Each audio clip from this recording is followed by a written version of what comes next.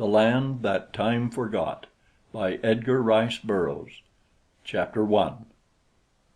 It must have been a little after 3 o'clock in the afternoon that it happened, the afternoon of June 3rd, 1916. It seems incredible that all that I have passed through, all those weird and terrifying experiences, should have been encompassed within so short a span as 3 brief months. Rather might I have experienced a cosmic cycle, with all its changes and evolutions, for that which I have seen with my own eyes in this brief interval of time, things that no other mortal eye had seen before. Glimpses of a world past, a world dead, a world so long dead that even in the lowest Cambrian stratum no trace of it remains. Fused with the melting inner crust, it has passed forever beyond the ken of man, other than in that lost pocket of the earth whither fate has borne me, and where my doom is sealed. I am here, and here must remain. After reading this far, my interest, which already had been stimulated by the finding of the manuscript, was approaching the boiling point.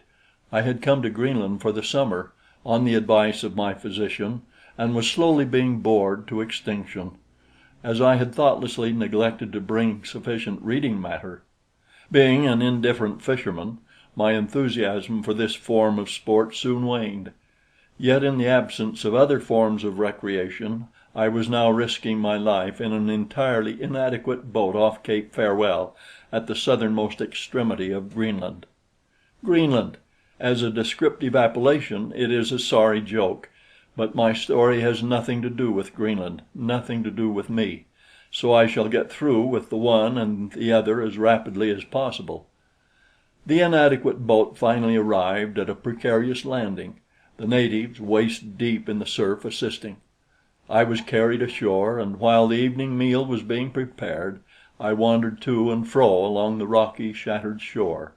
Bits of surf-harried beach clove the worn granite, or whatever the rocks of Cape Farewell may be composed of, and as I followed the ebbing tide down one of these soft stretches, I saw the thing.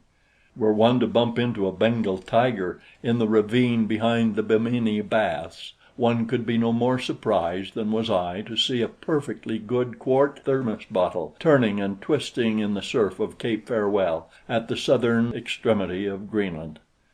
I rescued it, but I was soaked above the knees doing it, and then I sat down in the sand and opened it, and in the long twilight read the manuscript, neatly written and tightly folded, which was its contents.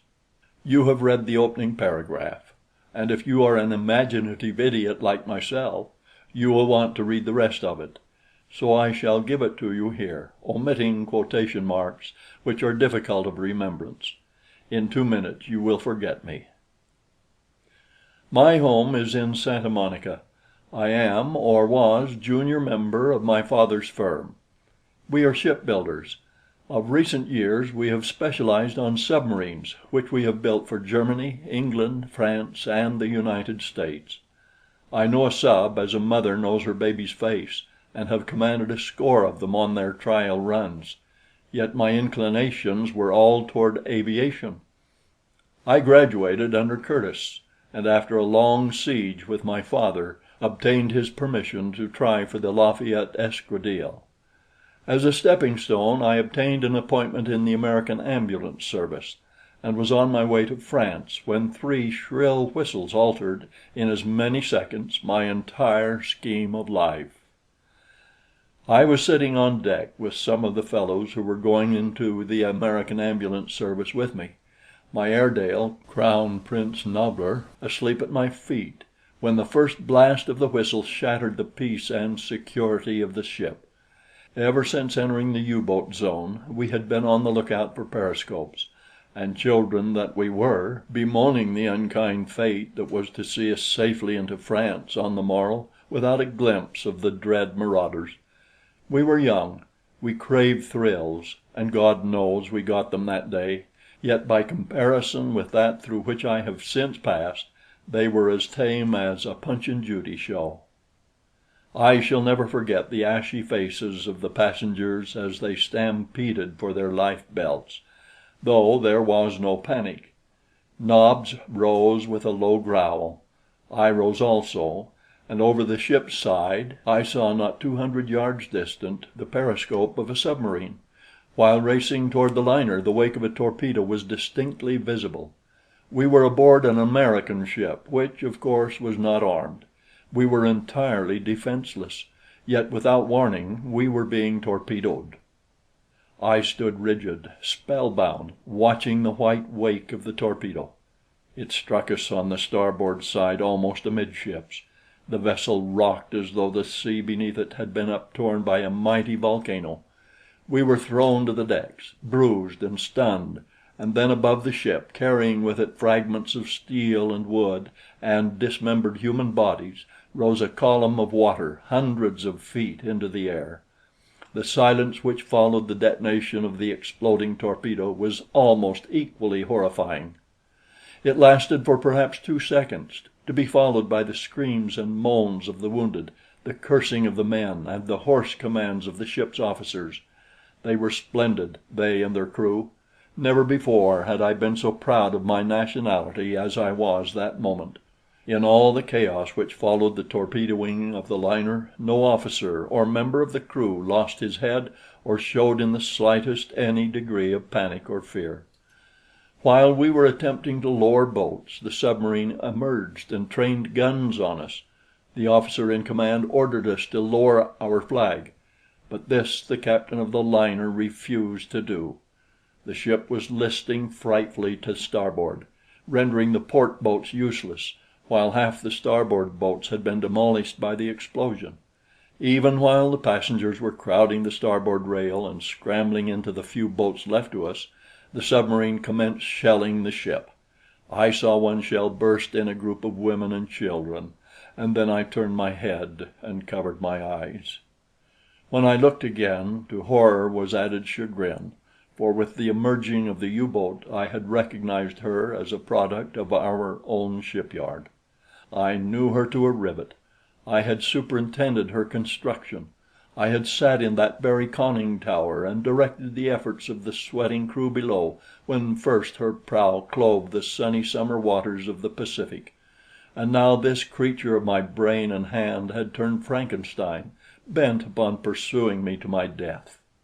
A second shell exploded upon the deck. One of the lifeboats, frightfully overcrowded, swung at a dangerous angle from its davits. A fragment of the shell shattered the bow tackle, and I saw the women and children and the men vomited into the sea beneath, while the boat dangled stern up for a moment from its single davit, and at last, with increasing momentum, dived into the midst of the struggling victims screaming upon the face of the waters. Now I saw men spring to the rail and leap into the ocean. The deck was tilting to an impossible angle. Nobs braced himself with all 4 feet to keep from slipping into the scuppers, and looked up into my face with a questioning whine. I stooped and stroked his head. "Come on, boy," I cried, and running to the side of the ship, dived head foremost over the rail. When I came up, the first thing I saw was Nobs swimming about in a bewildered sort of way a few yards from me. At sight of me his ears went flat and his lips parted in a characteristic grin. The submarine was withdrawing toward the north, but all the time it was shelling the open boats, 3 of them loaded to the gunwales with survivors. Fortunately, the small boats presented a rather poor target, which, combined with the bad marksmanship of the Germans, preserved their occupants from harm, and after a few minutes a blotch of smoke appeared upon the eastern horizon, and the U-boat submerged and disappeared. All the time the lifeboats have been pulling away from the danger of the sinking liner, and now, though I yelled at the top of my lungs, they either did not hear my appeals for help or else did not dare return to succor me. Nobs and I had gained some little distance from the ship when it rolled completely over and sank. We were caught in the suction only enough to be drawn backward a few yards, neither of us being carried beneath the surface. I glanced hurriedly about for something to which to cling. My eyes were directed toward the point at which the liner had disappeared, when there came from the depths of the ocean the muffled reverberation of an explosion, and almost simultaneously a geyser of water in which were shattered lifeboats, human bodies, steam, coal, oil, and the flotsam of a liner's deck leaped high above the surface of the sea, a watery column momentarily marking the grave of another ship in this greatest cemetery of the seas. When the turbulent waters had somewhat subsided and the sea had ceased to spew up wreckage, I ventured to swim back in search of something substantial enough to support my weight and that of Nobs as well. I had gotten well over the area of the wreck when not a half dozen yards ahead of me a lifeboat shot bow foremost out of the ocean almost its entire length, to flop down upon its keel with a mighty splash. It must have been carried far below, held to its mother ship by a single rope, which finally parted to the enormous strain put upon it. In no other way can I account for its having leaped so far out of the water, a beneficent circumstance to which I doubtless owe my life and that of another far dearer to me than my own. I say beneficent circumstance even in the face of the fact that a fate far more hideous confronts us than that which we escaped that day. For because of that circumstance I have met her whom otherwise I never should have known. I have met and loved her. At least I have had that great happiness in life, nor can Caspak, with all her horrors, expunge that which has been. So for the thousandth time I thank the strange fate which sent that lifeboat hurtling upward from the green pit of destruction to which it had been dragged, sent it far up above the surface, emptying its water as it rose above the waves, and dropping it upon the surface of the sea, buoyant and safe.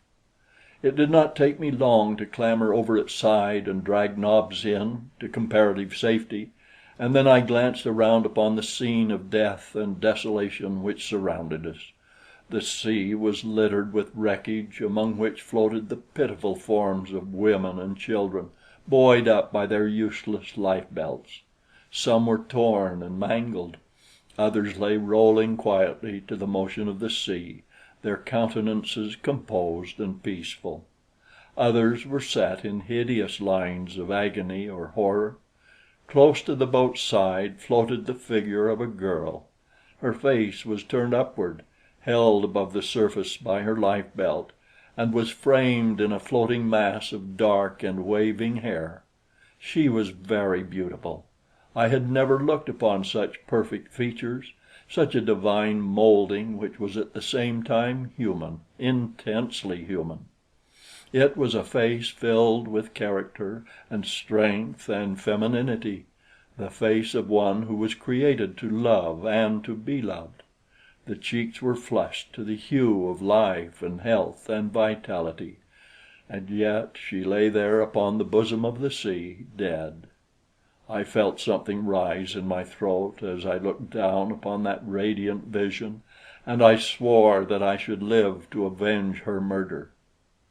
And then I let my eyes drop once more to the face upon the water, and what I saw nearly tumbled me backward into the sea, for the eyes in the dead face had opened, the lips had parted, and one hand was raised toward me in a mute appeal for succor.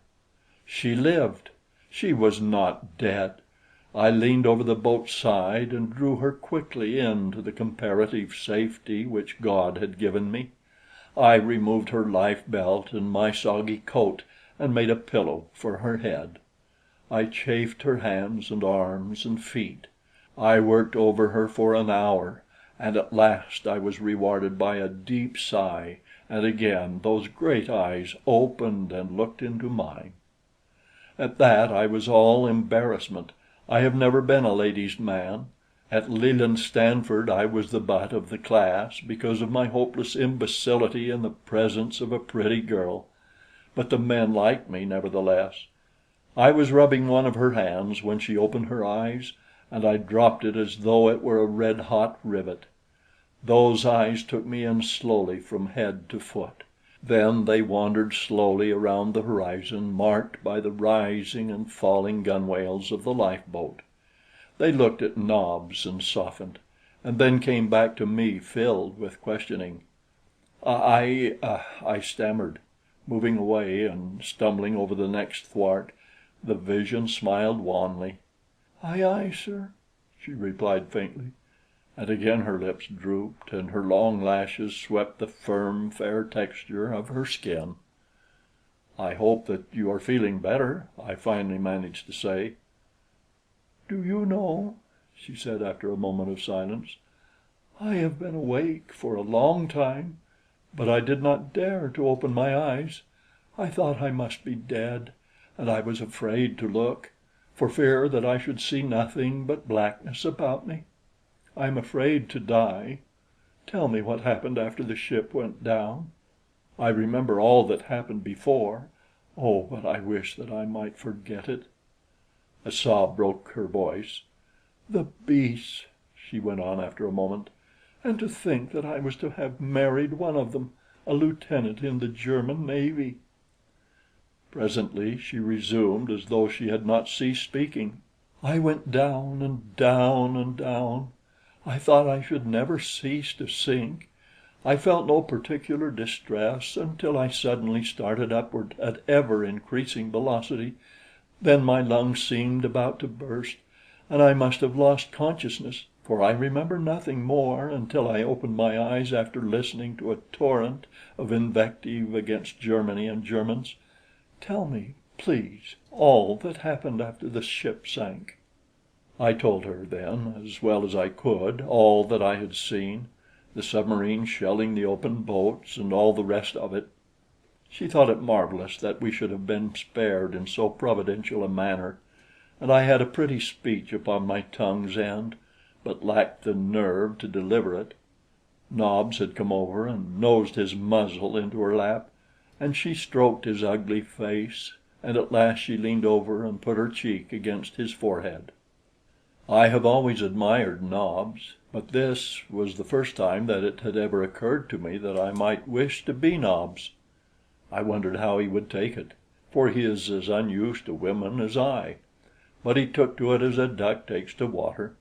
What I lack of being a ladies' man, Nobs certainly makes up for as a lady's dog. The old scallywag just closed his eyes and put on one of the softest sugar wouldn't melt in my mouth expressions you ever saw, and stood there taking it and asking for more. It made me jealous. "You seem fond of dogs," I said. "I am fond of this dog," she replied. Whether she meant anything personal in that reply I did not know, but I took it as personal, and it made me feel mighty good.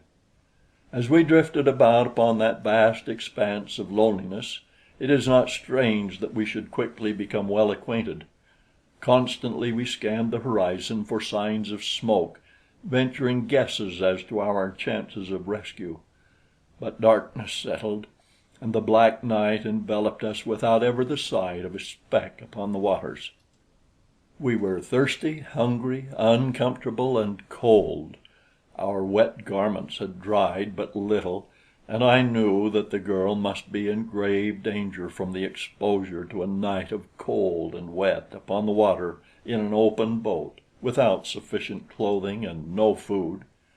I had managed to bail all the water out of the boat with cupped hands, ending by mopping the balance up with my handkerchief, a slow and back-breaking procedure. Thus I had made a comparatively dry place for the girl to lie down low in the bottom of the boat, where the sides would protect her from the night wind, and when at last she did so, almost overcome as she was by weakness and fatigue, I threw my wet coat over her further to thwart the chill. But it was of no avail. As I sat watching her, the moonlight marking out the graceful curves of her slender young body, I saw her shiver. "Isn't there something I can do?" I asked. "You can't lie there chilled through all night. Can't you suggest something?" She shook her head. "We must grin and bear it," she replied after a moment. Nobbler came and lay down on the thwart beside me, his back against my leg, and I sat staring in dumb misery at the girl, knowing in my heart of hearts that she might die before morning came, for what with the shock and exposure, she had already gone through enough to kill almost any woman. And as I gazed down at her, so small and delicate and helpless, there was born slowly within my breast a new emotion. It had never been there before. Now it will never cease to be there. It made me almost frantic in my desire to find some way to keep warm and cooling lifeblood in her veins. I was cold myself, though I had almost forgotten it until Nobbler moved and I felt a new sensation of cold along my leg against which he had lain, and suddenly realized that in that one spot I had been warm. Like a great light came the understanding of a means to warm the girl. Immediately I knelt beside her to put my scheme into practice, when suddenly I was overwhelmed with embarrassment. Would she permit it, even if I could muster the courage to suggest it? Then I saw her frame convulse shudderingly, her muscles reacting to her rapidly lowering temperature, and casting prudery to the winds, I threw myself down beside her and took her in my arms, pressing her body close to mine. She drew away suddenly, voicing a little cry of fright, and tried to push me from her. "Forgive me," I managed to stammer. "It is the only way. You will die of exposure if you are not warmed, and Nobs and I are the only means we can command for furnishing warmth." And I held her tightly while I called Nobs and bade him lie down at her back. The girl didn't struggle any more when she learned my purpose, but she gave 2 or 3 little gasps and then began to cry softly, burying her face on my arm, and thus she fell asleep. End of chapter 1. The Land That Time Forgot by Edgar Rice Burroughs. Chapter 2. Toward morning I must have dozed, though it seemed to me at the time that I had lain awake for days instead of hours. When I finally opened my eyes, it was daylight, and the girl's hair was in my face, and she was breathing normally. I thanked God for that. She had turned her head during the night, so that as I opened my eyes, I saw her face not an inch from mine, my lips almost touching hers. It was Nobs who finally awoke her. He got up, stretched, turned around a few times, and lay down again, and the girl opened her eyes and looked into mine. Hers went very wide at first, and then slowly comprehension came to her, and she smiled. "You have been very good to me," she said, as I helped her to rise, though if the truth were known, I was more in need of assistance than she, the circulation all along my left side seeming to be paralyzed entirely. "You have been very good to me." And that was the only mention she ever made of it. Yet I know that she was thankful, and that only reserve prevented her from referring to what, to say the least, was an embarrassing situation, however unavoidable. Shortly after daylight we saw smoke apparently coming straight toward us, and after a time we made out the squat lines of a tug, one of those fearless exponents of England's supremacy of the sea that tows sailing ships into French and English ports. I stood up on a thwart and waved my soggy coat above my head. Nobs stood upon another and barked. The girl sat at my feet, straining her eyes toward the deck of the oncoming boat. "They see us," she said at last. "There is a man answering your signal." She was right. A lump came into my throat, for her sake rather than for mine. She was saved, and none too soon. She could not have lived through another night upon the channel. She might not have lived through the coming day. The tug came close beside us, and a man on deck threw us a rope. Willing hands dragged us to the deck, Nobs scrambling nimbly aboard without assistance. The rough men were gentle as mothers with the girl. Plying us both with questions, they hustled her to the captain's cabin, and me to the boiler room. They told the girl to take off her wet clothes and throw them outside the door, that they might be dried, and then to slip into the captain's bunk and get warm. They didn't have to tell me to strip after I once got into the warmth of the boiler room. In a jiffy my clothes hung about where they might dry most quickly, and I myself was absorbing through every pore the welcome heat of the stifling compartment. They brought us hot soup and coffee, and then those who were not on duty sat around and helped me damn the Kaiser and his brood. As soon as our clothes were dry, they bade us don them, as the chances were always more than fair in those waters that we should run into trouble with the enemy, as I was only too well aware.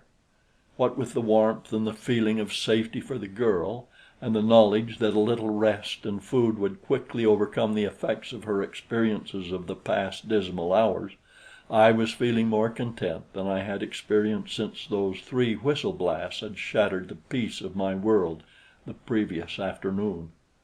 But peace upon the Channel has been but a transitory thing since August 1914.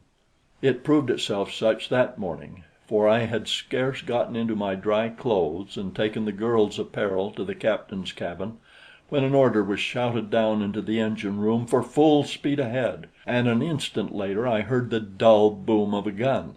In a moment I was up on deck to see an enemy submarine about 200 yards off our port bow. She had signaled us to stop, and our skipper had ignored the order. But now she had her gun trained on us, and the second shot grazed the cabin, warning the belligerent tug captain that it was time to obey. Once again an order went down to the engine room, and the tug reduced speed. The U-boat ceased firing and ordered the tug to come about and approach. Our momentum had carried us a little beyond the enemy craft, but we were turning now on the arc of a circle that would bring us alongside her. As I stood watching the maneuver and wondering what was to become of us, I felt something touch my elbow, and turned to see the girl standing at my side. She looked up into my face with a rueful expression. "They seem bent on our destruction," she said, "and it looks like the same boat that sunk us yesterday." "It is," I replied. "I know her well. I helped design her and took her out on her first run." The girl drew back from me with a little exclamation of surprise and disappointment. "I thought you were an American," she said. "I had no idea you were a "Nor am I," I replied. "Americans have been building submarines for all nations for many years. I wish, though, that we had gone bankrupt, my father and I, before ever we turned out that Frankenstein of a thing." We were approaching the U-boat at half speed now, and I could almost distinguish the features of the men upon her deck. A sailor stepped to my side and slipped something hard and cold into my hand. I did not have to look at it to know that it was a heavy pistol. "Take her and use her," was all he said. Our bow was pointed straight toward the U-boat now as I heard word pass to the engine for full speed ahead. I instantly grasped the brazen effrontery of the plucky English skipper. He was going to ram 500 tons of U-boat in the face of her trained gun. I could scarce repress a cheer. At first the Boches didn't seem to grasp his intention. Evidently they thought they were witnessing an exhibition of poor seamanship, and they yelled their warnings to the tug to reduce speed and throw the helm hard to port. We were within 50 feet of them when they awakened to the intentional menace of our maneuver. Their gun crew was off its guard, but they sprang to their piece now and sent a futile shell above our heads. Nobs leaped about and barked furiously. "Let 'em have it!" commanded the tug captain, and instantly revolvers and rifles poured bullets upon the deck of the submersible. 2 of the gun crew went down. The other trained their piece at the waterline of the oncoming tug. The balance of those on deck replied to our small arms fire, directing their efforts toward the man at our wheel. I hastily pushed the girl down the companionway leading to the engine room, and then I raised my pistol and fired my first shot at a Boche. What happened in the next few seconds happened so quickly that details are rather blurred in my memory. I saw the helmsman lunge forward upon the wheel, pulling the helm around so that the tug sheered off quickly from her course, and I recall realizing that all our efforts were to be in vain, because of all the men aboard, fate had decreed that this one should fall first to an enemy bullet. I saw the depleted gun crew on the submarine fire their piece, and I felt the shock of impact and heard the loud explosion as the shell struck and exploded in our bow. I saw and realized these things even as I was leaping into the pilot house and grasping the wheel, standing astride the dead body of the helmsman. With all my strength I threw the helm to starboard, but it was too late to effect the purpose of our skipper. The best I did was to scrape alongside the sub. I heard someone shriek an order into the engine room. The boat shuddered and trembled to the sudden reversing of the engines, and our speed quickly lessened. Then I saw what that madman of a skipper planned since his first scheme had gone wrong. With a loud yelled command, he leaped to the slippery deck of the submersible, and at his heels came his hardy crew. I sprang from the pilot house and followed, not to be left out in the cold when it came to strafing the boches. From the engine room companionway came the engineer and stockers, and together we leaped after the balance of the crew and into the hand-to-hand fight that was covering the wet deck with red blood. Beside me came Nobs, silent now and grim. Germans were emerging from the open hatch to take part in the battle on deck. At first the pistols cracked amidst the cursing of the men and the loud commands of the commander and his junior, but presently we were too indiscriminately mixed to make it safe to use our firearms, and the battle resolved itself into a hand-to-hand struggle for possession of the deck. The sole aim of each of us was to hurl one of the opposing force into the sea. I shall never forget the hideous expression upon the face of the great Prussian with whom chance confronted me. He lowered his head and rushed at me, bellowing like a bull. With a quick side step and ducking low beneath his outstretched arms, I eluded him, and as he turned to come back at me, I landed a blow upon his chin, which sent him spinning toward the edge of the deck. I saw his wild endeavors to regain his equilibrium.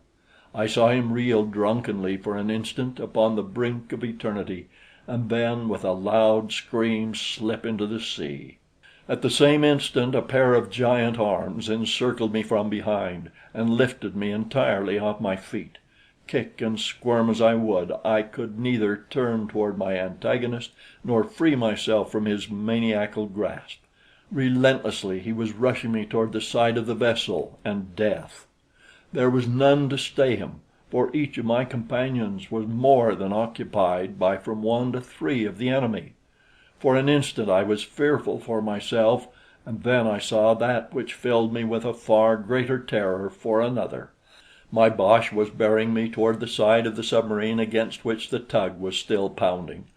That I should be ground to death between the two was lost upon me as I saw the girl standing alone upon the tug's deck, as I saw the stern high in air and the bow rapidly settling for the final dive, as I saw death from which I could not save her clutching at the skirts of the woman I now knew all too well that I loved.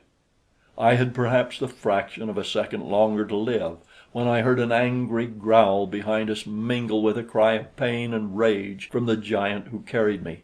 Instantly he went backward to the deck, and as he did so he threw his arms outwards to save himself, freeing me. I fell heavily upon him, but was upon my feet in the instant. As I arose, I cast a single glance at my opponent.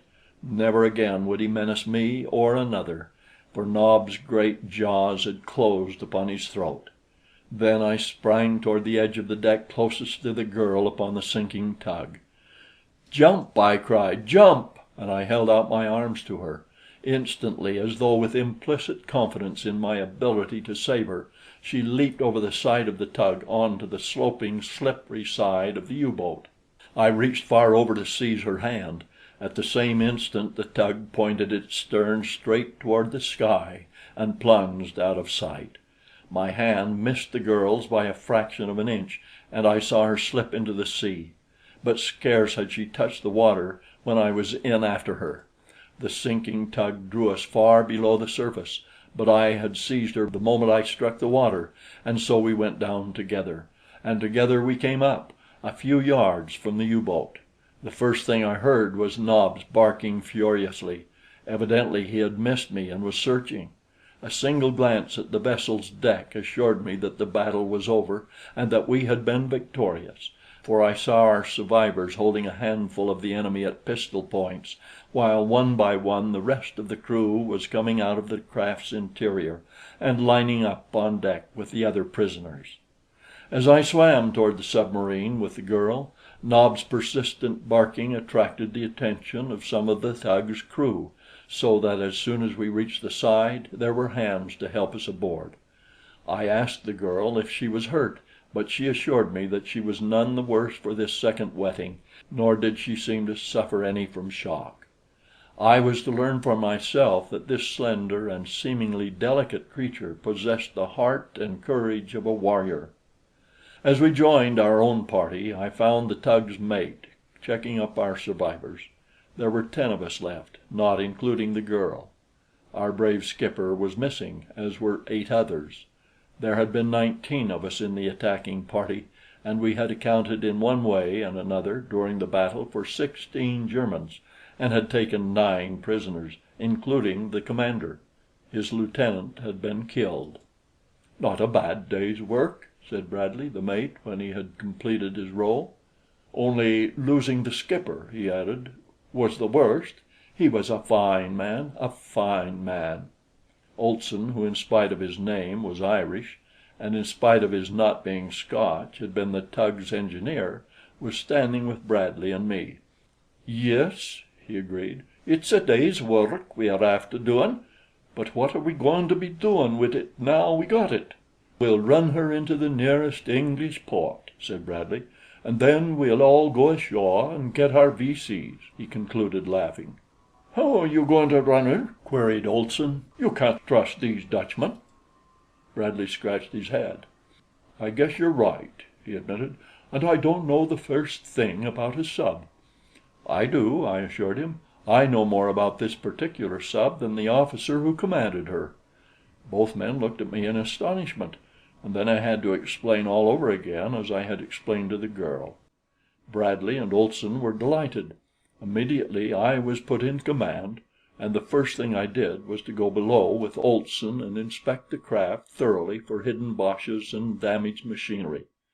There were no Germans below, and everything was intact and in shipshape working order. I then ordered all hands below except one man who was to act as lookout. Questioning the Germans, I found that all except the commander were willing to resume their posts and aid in bringing the vessel into an English port. I believe that they were relieved at the prospect of being detained at a comfortable English prison camp for the duration of the war, after the perils and privations through which they had passed.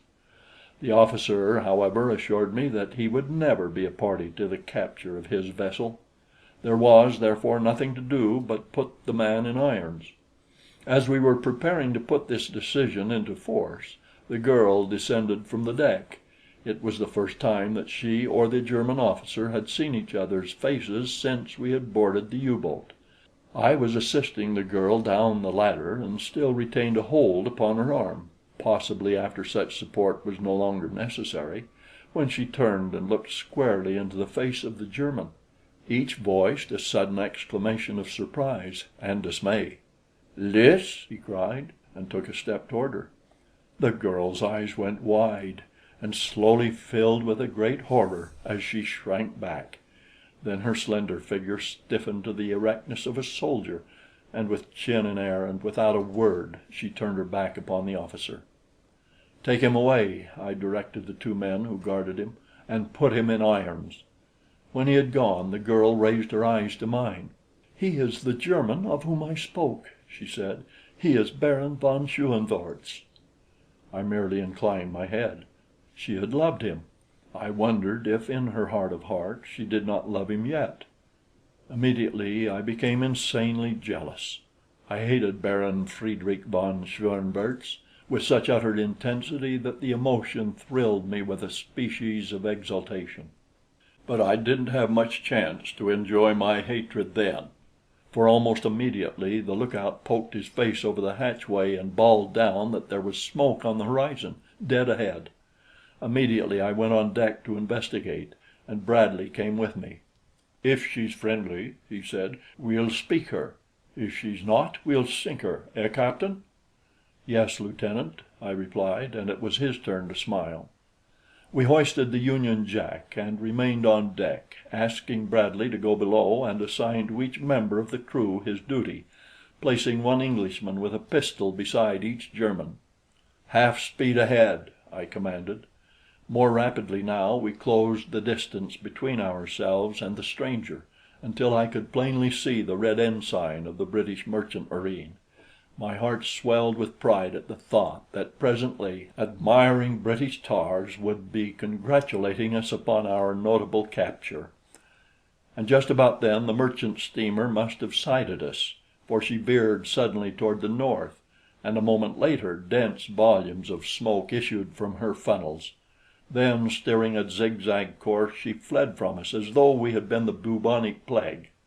I altered the course of the submarine and set off in chase, but the steamer was faster than we and soon left us hopelessly astern. With a rueful smile, I directed that our original course be resumed, and once again we set off toward merry England. That was 3 months ago, and we haven't arrived yet, nor is there any likelihood that we ever shall. The steamer we had just sighted must have wirelessed a warning, for it wasn't half an hour before we saw more smoke on the horizon, and this time the vessel flew the white ensign of the Royal Navy and carried guns. She didn't veer to the north or anywhere else, but bore down on us rapidly. I was just preparing to signal her when a flame flashed from her bow, and an instant later the water in front of us was thrown high by the explosion of a shell. Bradley had come on deck and was standing beside me. "About one more of those and she'll have our range," he said. "She doesn't seem to take much stock in our Union Jack." A second shell passed over us, and then I gave the command to change our direction, at the same time directing Bradley to go below and give the order to submerge. I passed Nobs down to him, and following, saw to the closing and fastening of the hatch. It seemed to me that the diving tanks never had filled so slowly. We heard a loud explosion apparently directly above us. The craft trembled to the shock which threw us all to the deck.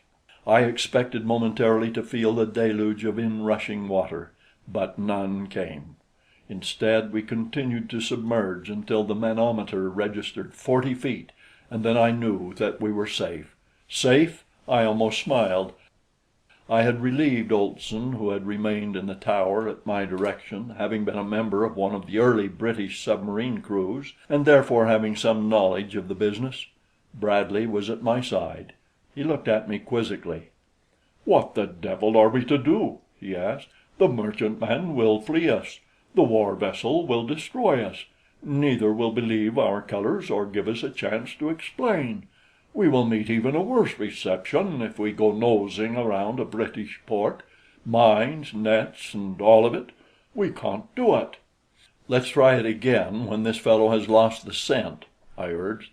"There must come a ship that will believe us." And try it again we did, only to be almost rammed by a huge freighter.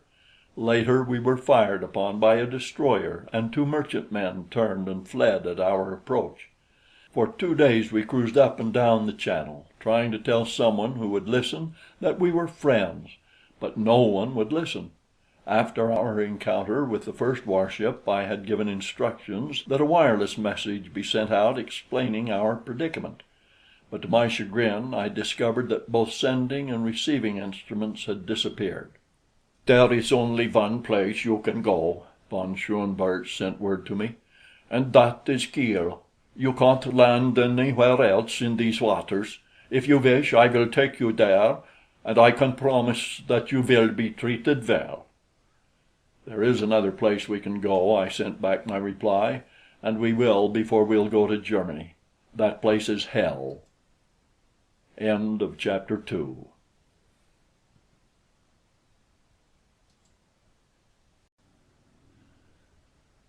The Land That Time Forgot by Edgar Rice Burroughs. Chapter 3. Those were anxious days, during which I had but little opportunity to associate with Lys.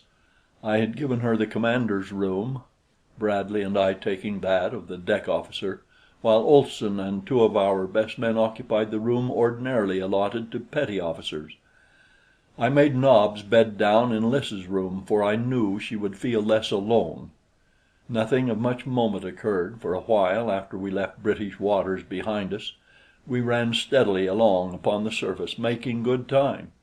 The first two boats we sighted made off as fast as they could go, and the third, a huge freighter, fired on us, forcing us to submerge. It was after this that our troubles commenced.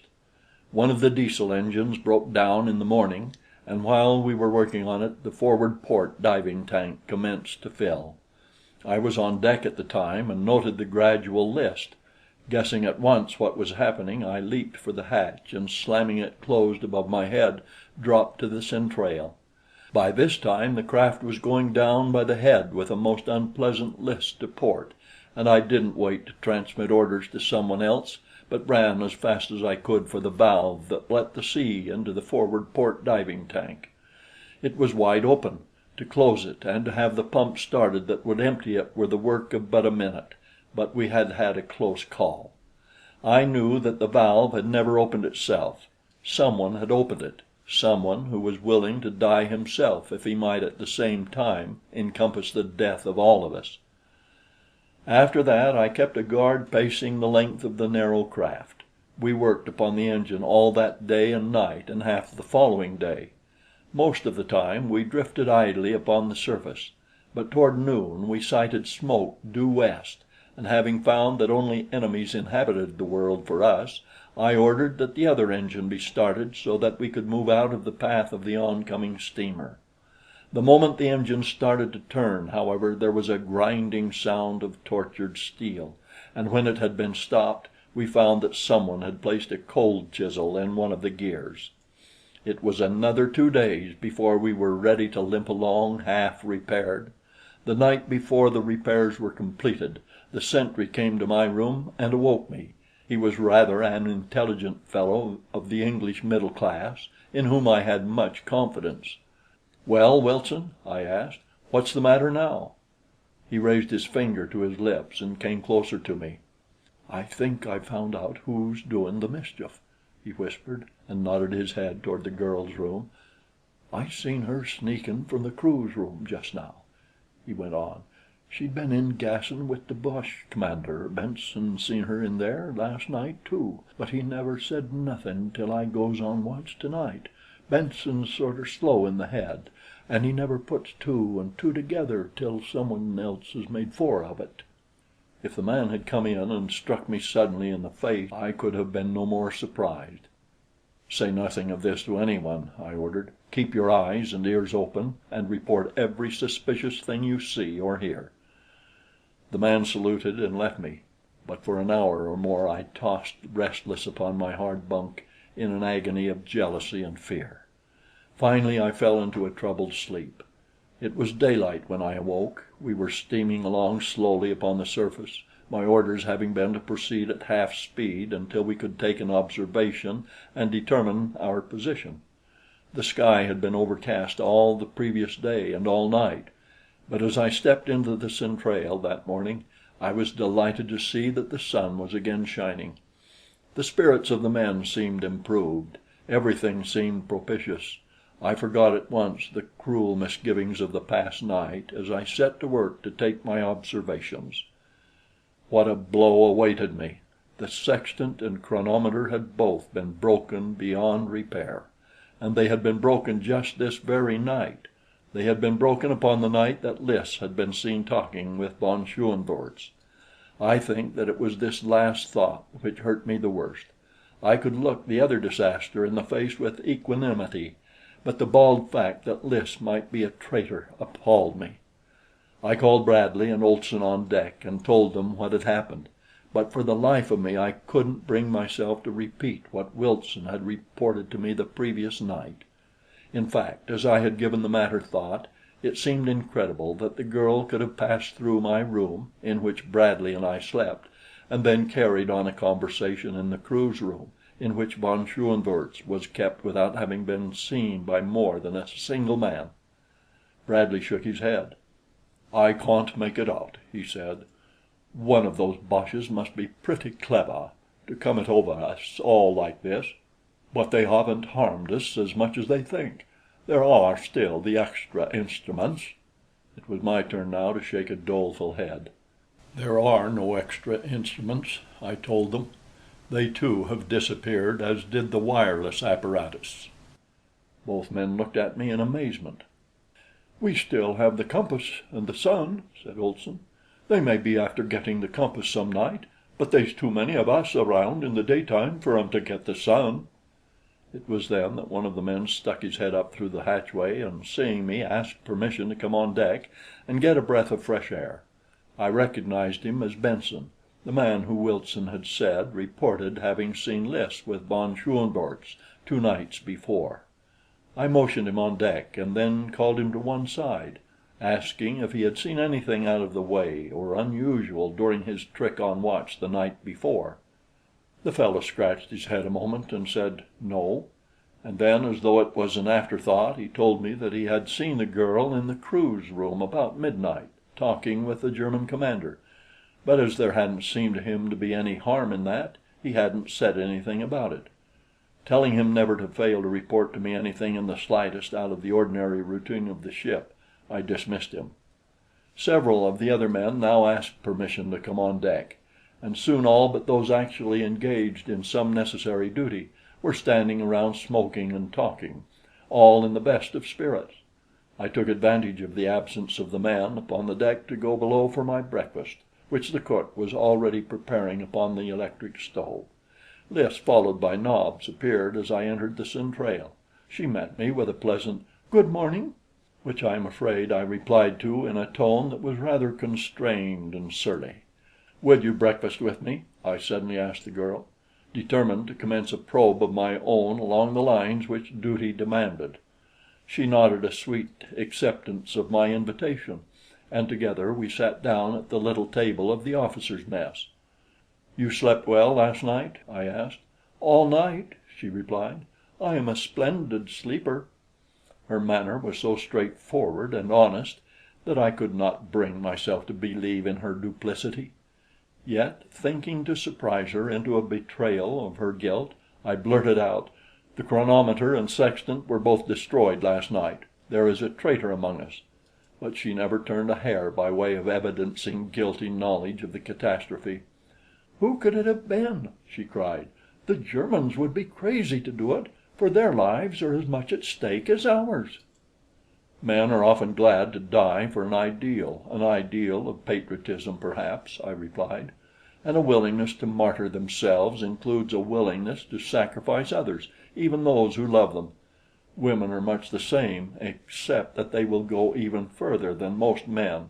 They will sacrifice everything, even honor, for love." I watched her face carefully as I spoke, and I thought that I detected a very faint flush mounting her cheek. Seeing an opening and an advantage, I sought to follow it up. "Take von Schoenvorts, for instance," I continued. "He would doubtless be glad to die and take us all with him, could he prevent in no other way the falling of his vessel into enemy hands. He would sacrifice anyone, even you, and if you still love him, you might be his ready tool.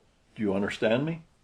She looked at me in wide-eyed consternation for a moment, and then she went very white and rose from her seat.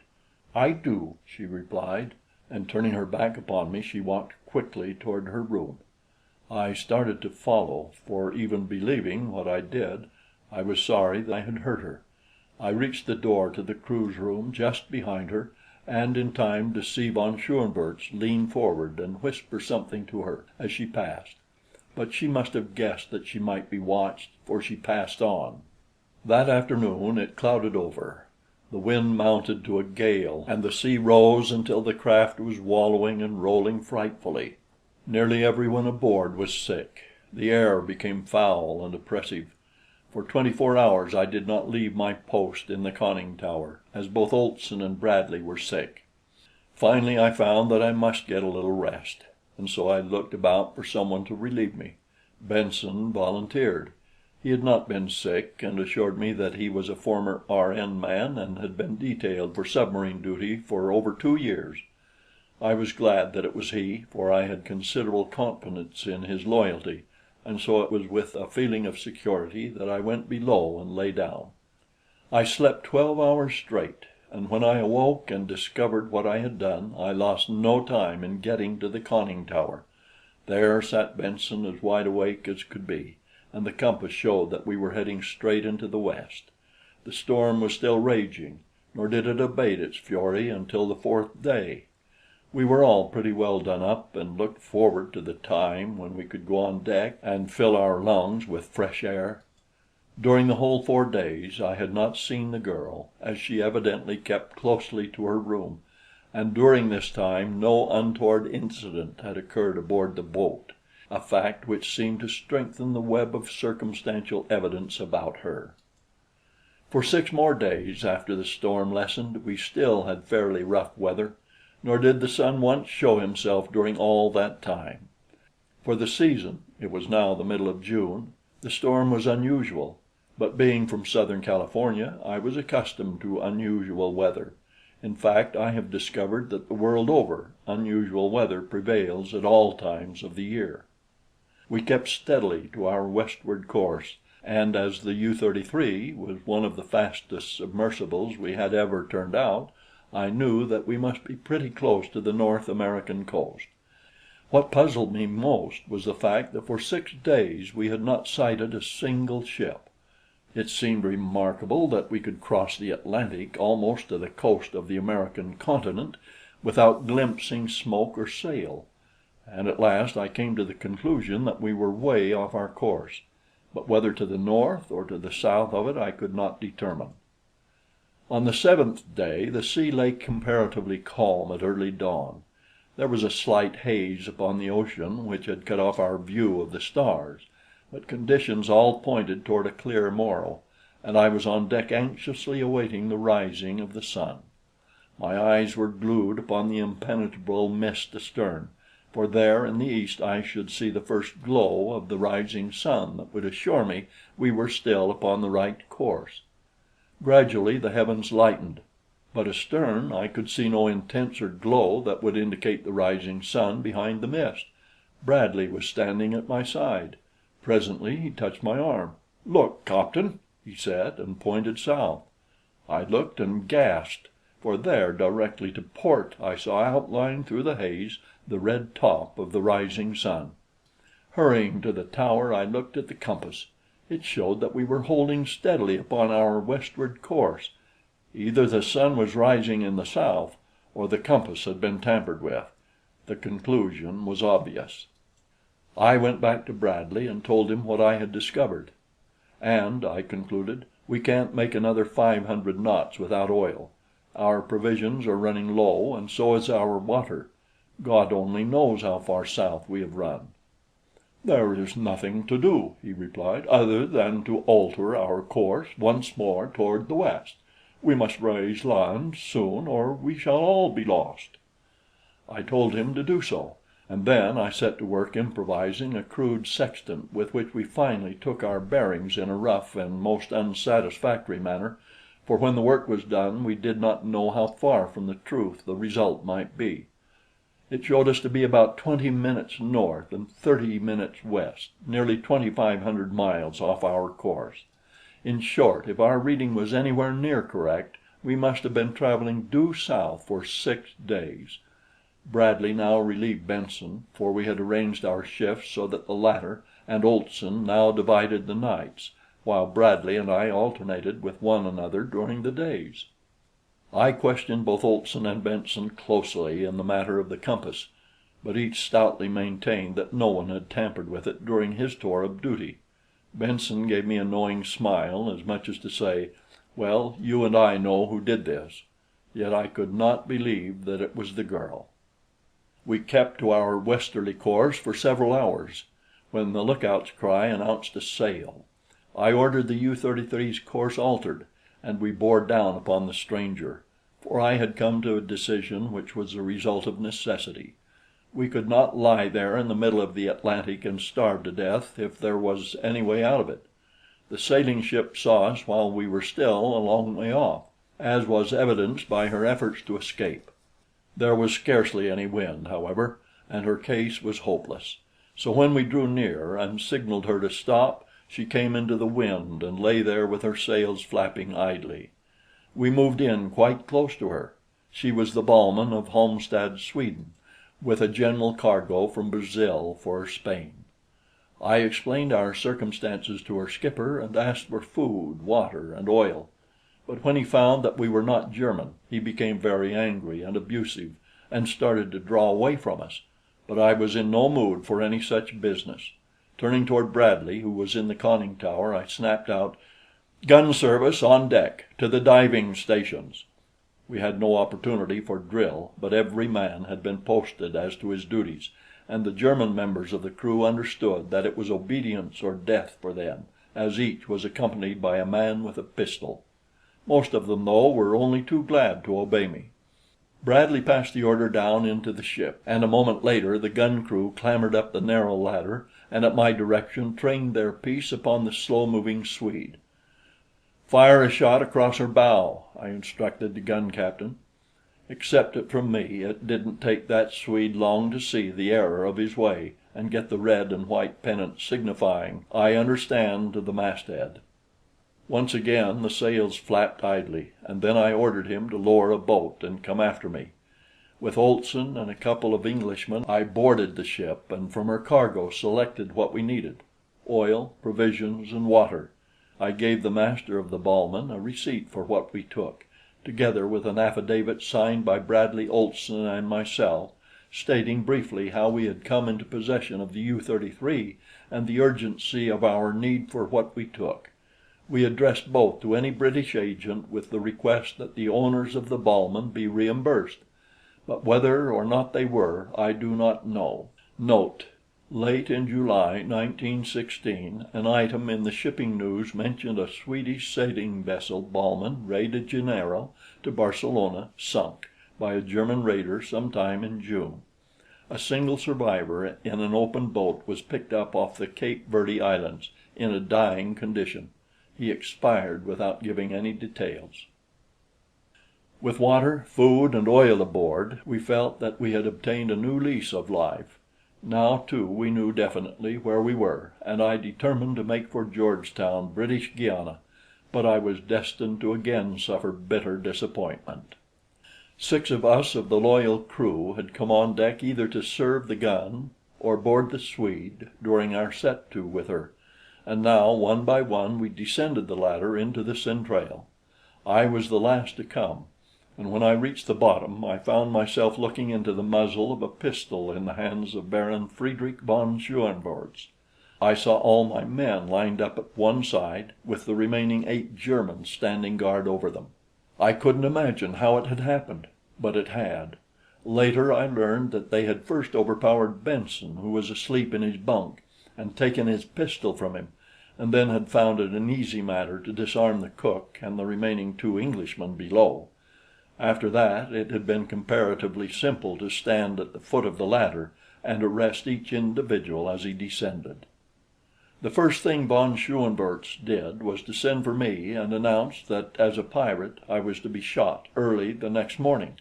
Then he explained that the U-33 would cruise in these waters for a time, sinking neutral and enemy shipping indiscriminately, and looking for one of the German raiders that was supposed to be in these parts.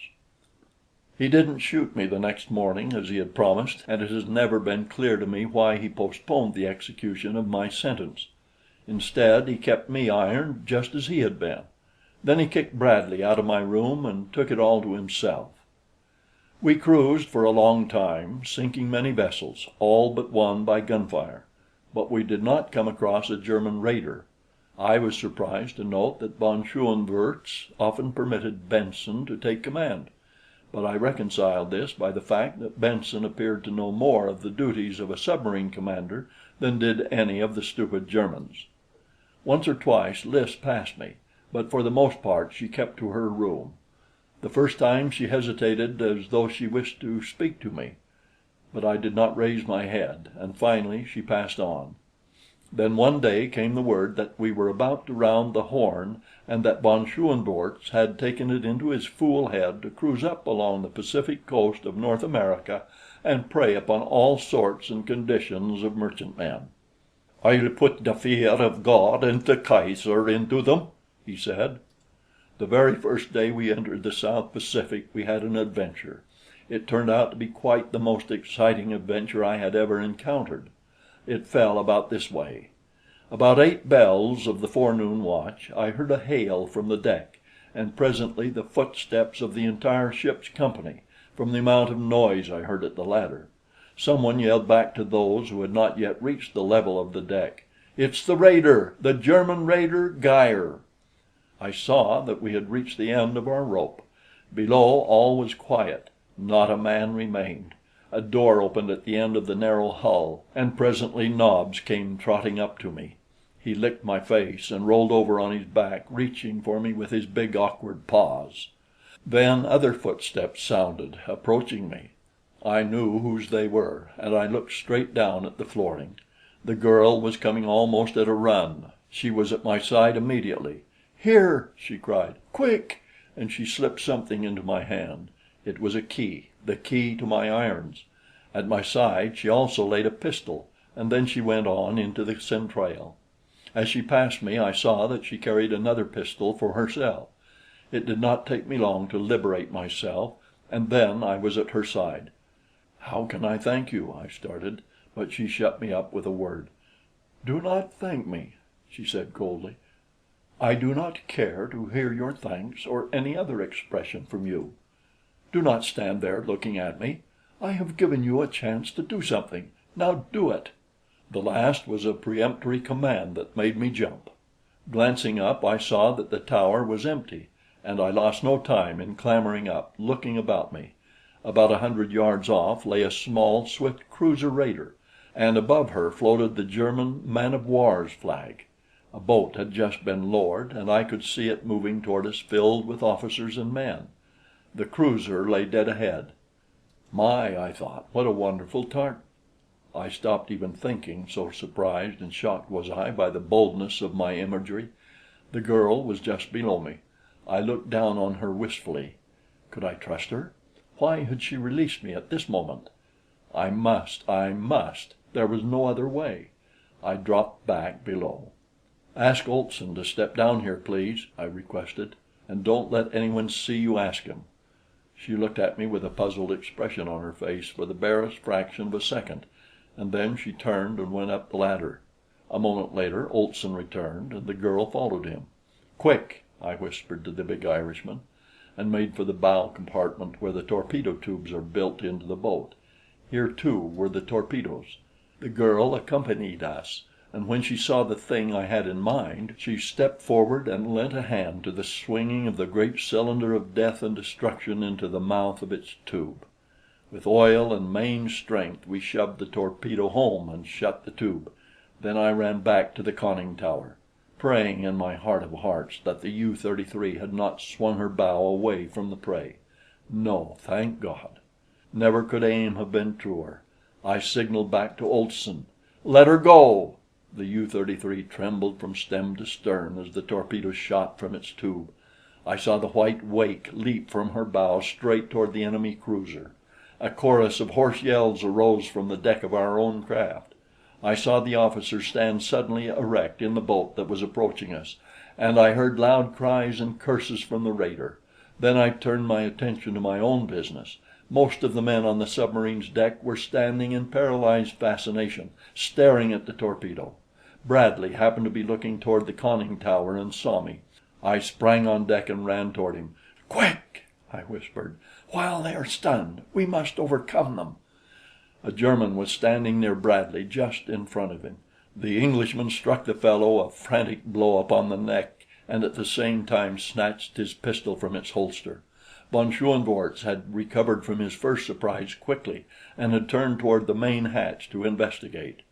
I covered him with my revolver, and at the same instant the torpedo struck the raider, the terrific explosion drowning the German's command to his men. Bradley was now running from one to another of our men, and though some of the Germans saw and heard him, they seemed too stunned for action. Olson was below, so that there were only 9 of us against 8 Germans, for the man Bradley had struck still lay upon the deck. Only 2 of us were armed, but the heart seemed to have gone out of the Boches, and they put up but half-hearted resistance. Von Schoenvorts was the worst. He was fairly frenzied with rage and chagrin, and he came charging for me like a mad bull, and as he came he discharged his pistol. If he'd stopped long enough to take aim, he might have gotten me, but his pace made him wild, so that not a shot touched me, and then we clinched and went to the deck. This left two pistols, which two of my men were quick to appropriate. The Baron was no match for me in a hand-to-hand encounter, and I soon had him pinned to the deck and the life almost choked out of him. A half hour later things had quieted down, and all was much the same as before the prisoners had revolted, only we kept a much closer watch on von Schoenvorts. The Geyer had sunk while we were still battling upon our deck, and afterward we had drawn away toward the north, leaving the survivors to the attention of the single boat which had been making its way toward us when Olson launched the torpedo. I suppose the poor devils never reached land, and if they did, they most probably perished on that cold and unhospitable shore, but I couldn't permit them aboard the U-33. We had all the Germans we could take care of.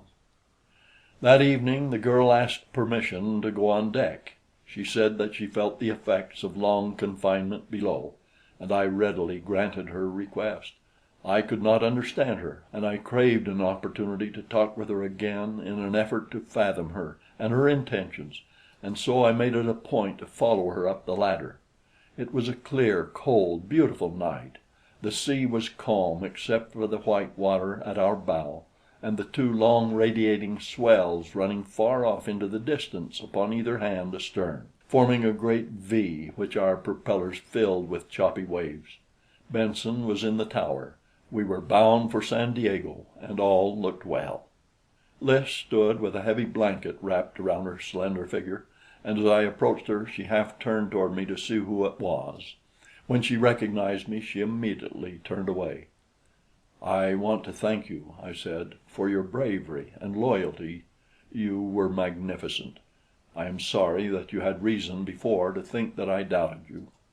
"You did doubt me," she replied in a level voice. "You practically accused me of aiding Baron von Schoenvorts. I can never forgive you." There was a great deal of finality in both her words and tone. "I could not believe it," I said, "and yet two of my men reported having seen you in conversation with von Schoenvorts late at night upon two separate occasions, after each of which some great damage was found done us in the morning. I didn't want to doubt you, but I carried all the responsibility of the lives of these men, of the safety of the ship, of your life and mine. I had to watch you, and I had to put you on your guard against a repetition of your madness." She was looking at me now with those great eyes of hers, very wide and round. "Who told you that I spoke with Baron von Schoenvorts at night or any other time?" she asked. "I cannot tell you, Lys," I replied, "but it came to me from two different sources." "Then two men have lied," she asserted without heat. "I have not spoken to Baron von Schoenvorts other than in your presence when first we came aboard the U-33. And please, when you address me, remember that to others than my intimates I am Miss La Rue." Did you ever get slapped in the face when you least expected it? No? Well, then you do not know how I felt at that moment. I could feel the hot, red flush surging up my neck, across my cheeks, over my ears, clear to my scalp, and it made me love her all the more. It made me swear inwardly 1,000 solemn oaths that I would win her. End of chapter 3. The Land That Time Forgot by Edgar Rice Burroughs. Chapter 4. For several days things went along in about the same course.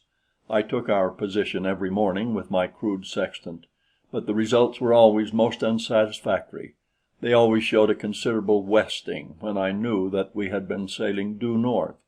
I blamed my crude instrument and kept on. Then one afternoon the girl came to me. "Pardon me," she said, "but were I you, I should watch this man Benson, especially when he is in charge." I asked her what she meant, thinking I could see the influence of von Schoenvorts raising a suspicion against one of my most trusted men. "If you will note the boat's course a half hour after Benson goes on duty," she said, "you will know what I mean, and you will understand why he prefers a night watch. Possibly, too, you will understand some other things that have taken place aboard." Then she went back to her room, thus ending the conversation. I waited until half an hour after Benson had gone on duty, passing through the conning tower where Benson sat and looking at the compass. It showed that our course was north by west, that is, 1 point west of north, which was, for our assumed position, about right. I was greatly relieved to find that nothing was wrong, for the girl's words had caused me considerable apprehension. I was about to return to my room when a thought occurred to me that again caused me to change my mind, and incidentally came near proving my death warrant. When I had left the conning tower, little more than a half hour since, the sea had been breaking over the port bow, and it seemed to me quite improbable that in so short a time an equally heavy sea could be deluging us from the opposite side of the ship. Winds may change quickly, but not a long, heavy sea. There was only one other solution. Since I left the tower, our course had been altered some 8 points. Turning quickly, I climbed out upon the conning tower. A single glance at the heavens confirmed my suspicions. The constellations which should have been dead ahead were directly starboard. We were sailing due west. Just for an instant longer I stood there to check up my calculations. I wanted to be quite sure before I accused Benson of perfidy, and about the only thing I came near making quite sure of was my death. I cannot see even now how I escaped it. I was standing on the edge of the conning tower when a heavy palm suddenly struck me between the shoulders and hurled me into space. The drop to the triangular deck forward of the conning tower might easily have broken a leg for me, or I might have slipped off onto the deck and rolled overboard. But fate was upon my side, as I was only slightly bruised. As I came to my feet, I heard the conning tower cover slam. There is a ladder which leads from the deck to the top of the tower. Up this I scrambled as fast as I could go, but Benson had the cover tight before I reached it. I stood there a moment in dumb consternation. What did the fellow intend? What was going on below? If Benson was a traitor, how could I know that there were not other traitors among us? I cursed myself for my folly in going out upon the deck, and then this thought suggested another, a hideous one. Who was it that had really been responsible for my being here? Thinking to attract attention from inside the craft, I again ran down the ladder and onto the small deck, only to find that the steel covers of the conning tower windows were shut. And then I leaned with my back against the tower and cursed myself for a gullible idiot. I glanced at the bow. The sea seemed to be getting heavier, for every wave now washed completely over the lower deck. I watched them for a moment, and then a sudden chill pervaded my entire being. It was not the chill of wet clothing or the dashing spray which drenched my face. No, it was the chill of the hand of death upon my heart. In an instant I had turned the last corner of life's highway and was looking God Almighty in the face. The U-33 was being slowly submerged. It would be difficult, even impossible, to set down in writing my sensations at that moment. All I can particularly recall is that I laughed, though neither from a spirit of bravado nor from hysteria. And I wanted to smoke. Lord, how I did want to smoke! But that was out of the question. I watched the water rise until the little deck I stood on was awash, and then I clambered once more to the top of the conning tower. From the very slow submergence of the boat, I knew that Benson was doing the entire trick alone, that he was merely permitting the diving tanks to fill, and that the diving rudders were not in use. The throbbing of the engine ceased, and in its stead came the steady vibration of the electric motors. The water was halfway up the conning tower. I had perhaps 5 minutes longer on the deck. I tried to decide what I should do after I was washed away. Should I swim until exhaustion claimed me, or should I give up and end the agony at the first plunge? From below came two muffled reports. They sounded not unlike shots. Was Benson meeting with resistance? Personally, it could mean little to me, for even though my men might overcome the enemy, none would know of my predicament until long after it was too late to succor me. The top of the conning tower was now awash. I clung to the wireless mast, while the great waves surged sometimes completely over me. I knew the end was near, and almost involuntarily I did that which I had not done since childhood. I prayed. After that I felt better. I clung and waited, but the water rose no higher. Instead, it receded. Now the top of the conning tower received only the crests of the higher waves. Now the little triangular deck below became visible. What had occurred within? Did Benson believe me already gone, and was he emerging because of that belief? Or had he and his forces been vanquished? The suspense was more wearing than that which I had endured while waiting for dissolution. Presently the main deck came into view, and then the conning tower opened behind me, and I turned to look into the anxious face of Bradley. An expression of relief overspread his features. "Thank God, man," was all he said as he reached forth and dragged me into the tower. I was cold and numb and rather all in. Another few minutes would have done for me, I am sure, but the warmth of the interior helped to revive me, aided and abetted by some brandy which Bradley poured down my throat, from which it nearly removed the membrane. That brandy would have revived a corpse. When I got down into the centrale, I saw the Germans lined up on one side, with a couple of my men with pistols standing over them. Von Schoenvorts was among them. On the floor lay Benson, moaning, and beyond him stood the girl, a revolver in one hand. I looked about, bewildered. "What has happened down here?" I asked. "Tell me." Bradley replied. "You see the result, sir," he said. "It might have been a very different result, but for Miss La Rue. We were all asleep. Benson had relieved the guard early in the evening. There was no one to watch him, no one but Miss La Rue. She felt the submergence of the boat and came out of her room to investigate. She was just in time to see Benson at the diving rudders. When he saw her, he raised his pistol and fired point blank at her. But he missed, and she fired and didn't miss.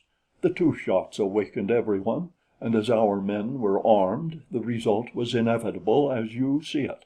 But it would have been very different had not it been for Miss La Rue. It was she who closed the diving tank, seacocked, and roused Olson and me, and had the pumps started to empty them."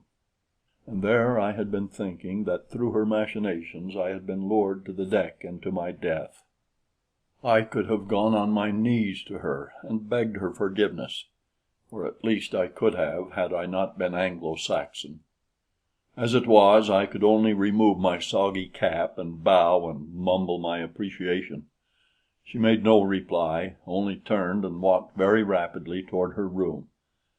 Could I have heard aright? Was it really a sob that came floating back to me through the narrow aisle of the U-33? Benson died that night. He remained defiant almost to the last. But just before he went out, he motioned to me, and I leaned over to catch the faintly whispered words. "I did it alone," he said. "I did it because I hate you. I hate all your kind. I was kicked out of your shipyard at Santa Monica. I was locked out of California. I am an IWW. I became a German agent, not because I love them, for I hate them too, but because I wanted to injure Americans, whom I hated more. I threw the wireless apparatus overboard. I destroyed the chronometer and the sextant. I devised a scheme for varying the compass to suit my wishes. I told Wilson that I had seen the girl talking with von Schoenvorts, and I made the poor egg think he had seen her doing the same thing. I am sorry, sorry that my plans failed. I hate you." He didn't die for a half hour after that, nor did he speak again aloud. But just a few seconds before he went to meet his Maker, his lips moved in a faint whisper, and as I leaned closer to catch his words, what do you suppose I heard? "Now I lay me down to sleep." That was all. Benson was dead. We threw his body overboard. The wind of that night brought on some pretty rough weather, with a lot of black clouds which persisted for several days. We didn't know what course we had been holding, and there was no way of finding out, as we could no longer trust the compass, not knowing what Benson had done to it. The long and the short of it was that we cruised about aimlessly until the sun came out again. I'll never forget that day or its surprises. We reckoned, or rather guessed, that we were somewhere off the coast of Peru. The wind, which had been blowing fitfully from the east, suddenly veered around into the south, and presently we felt a sudden chill. "Peru!" snorted Olson. "When were yez after smellin' icebergs off Peru?" "Icebergs, nothin'!" exclaimed one of the Englishmen. "Why, man, they don't come north of 14 here in these waters." "Then," replied Olson, "you're south of 14, my boy." We thought he was crazy, but he wasn't, for that afternoon we sighted a great berg south of us, and we'd been running north, we thought, for days. I can tell you we were a discouraged lot. But we got a faint thrill of hope early the next morning when the lookout bawled down the open hatch, "Land! Land northwest by west!" I think we were all sick for the sight of land. I know that I was. But my interest was quickly dissipated by the sudden illness of 3 of the Germans. Almost simultaneously they commenced vomiting. They couldn't suggest any explanation for it. I asked them what they had eaten, and found they had eaten nothing other than the food cooked for all of us. "Have you drunk anything?" I asked, for I knew that there was liquor aboard and medicines in the same locker. "Only water," moaned one of them. "We all drank water together. This morning we opened a new tank. Maybe it was the water." I started an investigation which revealed a terrifying condition. Someone, probably Benson, had poisoned all the running water on the ship. It would have been worse, though, had land not been in sight. The sight of land filled us with renewed hope. Our course had been altered, and we were rapidly approaching what appeared to be a precipitous headland. Cliffs, seemingly rising perpendicularly out of the sea, faded away into the mist upon either hand as we approached. The land before us might have been a continent, so mighty appeared the shoreline, yet we knew that we must be thousands of miles from the nearest western land mass, New Zealand or Australia. We took our bearings with our crude and inaccurate instruments. We searched the chart, we cudgeled our brains, and at last it was Bradley who suggested a solution. He was in the tower and watching the compass, to which he called my attention. The needle was pointing straight toward the land. Bradley swung the helm hard to starboard. I could feel the U-33 respond, and yet the arrow still clung straight and sure toward the distant cliffs. "What do you make of it?" I asked him. "Did you ever hear of Caproni?" he asked. "An early Italian navigator?" I returned. "Yes. He followed Cook about 1721. He is scarcely mentioned even by contemporaneous historians, probably because he got into political difficulties on his return to Italy.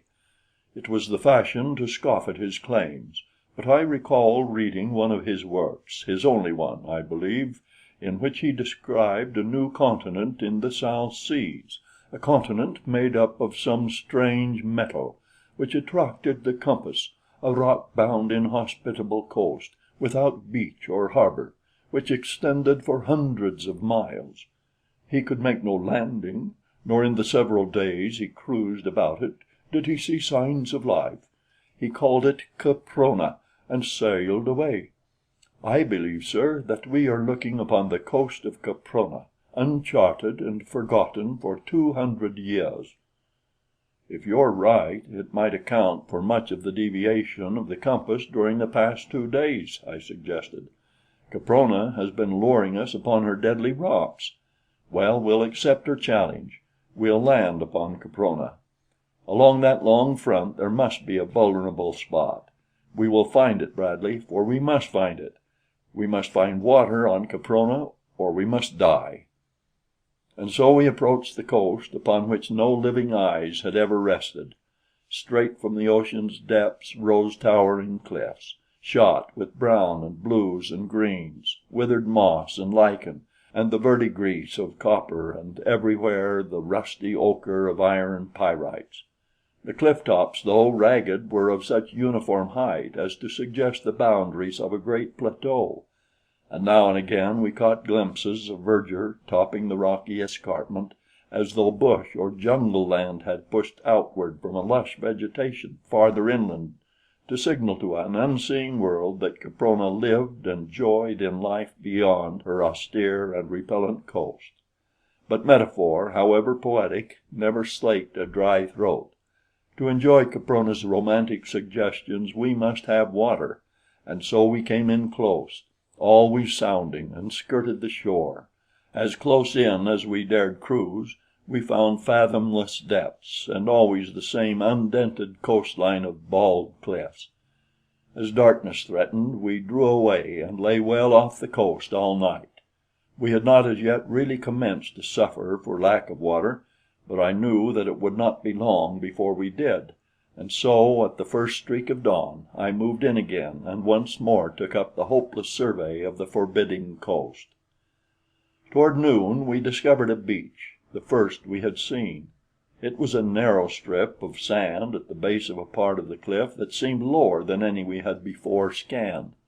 At its foot, half buried in the sand, lay great boulders, mute evidence that in a bygone age some mighty natural force had crumpled Caprona's barrier at this point. It was Bradley who first called our attention to a strange object lying among the boulders above the surf. "Looks like a man," he said, and passed his glasses to me. I looked long and carefully, and could have sworn that the thing I saw was the sprawled figure of a human being. Miss La Rue was on deck with us. I turned and asked her to go below. Without a word she did as I bade. Then I stripped, and as I did so Nobs looked questioningly at me. He had been wont at home to enter the surf with me, and evidently he had not forgotten it. "What are you going to do, sir?" asked Olson. "I'm going to see what that thing is on shore," I replied. "If it's a man, it may mean that Caprona is inhabited, or it may merely mean that some poor devils were shipwrecked here. I ought to be able to tell from the clothing, which is more near the truth." "How about sharks?" questioned Olson. "Sure you ought to carry a knife." "Here you are, sir," cried one of the men. It was a long, slim blade he offered, one that I could carry between my teeth, and so I accepted it gladly. "Keep close in," I directed Bradley, and then I dived over the side and struck out for the narrow beach. There was another splash directly behind me, and turning my head, I saw faithful old Nobs swimming valiantly in my wake. The surf was not heavy, and there was no undertow, so we made shore easily, effecting an equally easy landing. The beach was composed largely of small stones worn smooth by the action of water. There was little sand, though from the deck of the U-33 the beach had appeared to be all sand, and I saw no evidences of mollusca or crustacea such as are common to all beaches I have previously seen. I attribute this to the fact of the smallness of the beach, the enormous depth of surrounding water, and the great distance at which Caprona lies from her nearest neighbor. As Nobs and I approached the recumbent figure farther up the beach, I was apprised by my nose that whether or not the thing had once been organic and alive, but that for some time it had been dead. Nobs halted, sniffed, and growled. A little later he sat down upon his haunches, raised his muzzle to the heavens, and bayed forth a most dismal howl. I shied a small stone at him and bade him shut up. His uncanny noise made me nervous. When I had come quite close to the thing, I still could not say whether it had been man or beast. The carcass was badly swollen and partly decomposed. There was no sign of clothing upon or about it. A fine brownish hair covered the chest and abdomen, and the face, the palms of the hands, the feet, the shoulders and back were practically hairless. The creature must have been about the height of a fair-sized man. Its features were similar to those of a man, yet had it been a man? I could not say, for it resembled an ape no more than it did a man. Its large toes protruded laterally, as do those of the semi-arboreal peoples of Borneo, the Philippines, and other remote regions where low types still persist. The countenance might have been that of a cross between Pithecanthropus, the Java ape-man, and a daughter of the Piltdown race of prehistoric Sussex. A wooden cudgel lay beside the corpse. Now this fact set me thinking. There was no wood of any description in sight. There was nothing about the beach to suggest a wrecked mariner. There was absolutely nothing about the body to suggest that it might possibly in life have known a maritime experience. It was the body of a low type of man or a high type of beast. In neither instance would it have been of a seafaring race. Therefore I deduced that it was native to Caprona, that it lived inland, and that it had fallen or been hurled from the cliffs above. Such being the case, Caprona was inhabitable, if not inhabited by man. But how to reach the inhabitable interior? That was the question. A closer view of the cliffs than had been afforded me from the deck of the U-33 only confirmed my conviction that no mortal man could scale those perpendicular heights. There was not a finger-hold, not a toe-hold upon them. I turned away baffled. Nobs and I met with no sharks upon our return journey to the submarine. My report filled everyone with theories and speculations, and with renewed hope and determination. They all reasoned along the same lines that I had reasoned. The conclusions were obvious, but not the water. We were now thirstier than ever. The balance of that day we spent in continuing a minute and fruitless exploration of the monotonous coast. There was not another break in the frowning cliffs, not even another minute patch of pebbly beach. As the sun fell, so did our spirits. I had tried to make advances to the girl again, but she would have none of me, and so I was not only thirsty but otherwise sad and downhearted. I was glad when the new day broke the hideous spell of a sleepless night. The morning's search brought us no shred of hope. Caprona was impregnable. That was the decision of all. Yet we kept on. It must have been about 2 bells of the afternoon watch that Bradley called my attention to the branch of a tree with leaves upon it floating on the sea. "It may have been carried down to the ocean by a river," he suggested. "Yes," I replied, "it may have. It may have tumbled or been thrown off the top of one of those cliffs." Bradley's face fell. "I thought of that too," he replied, "but I wanted to believe the other." "Right you are," I cried. "We must believe the other until we prove it false. We can't afford to give up heart now, when we need heart most. The branch was carried down by a river, and we are going to find that river." I smote my open palm with a clenched fist to emphasize a determination unsupported by hope. "There!" I cried suddenly. "See that, Bradley?" And I pointed at a spot closer to shore. "See that, man?" Some flowers and grasses and another leafy branch floated toward us. We both scanned the water and the coastline. Bradley evidently discovered something, or at least thought that he had. He called down for a bucket and a rope, and when they were passed up to him, he lowered the former into the sea and drew it in filled with water. Of this he took a taste, and straightening up, looked into my eyes with an expression of elation, as much as to say, "I told you so." "This water is warm," he announced, "and fresh." I grabbed the bucket and tasted its contents. The water was very warm, and it was fresh, but there was a most unpleasant taste to it.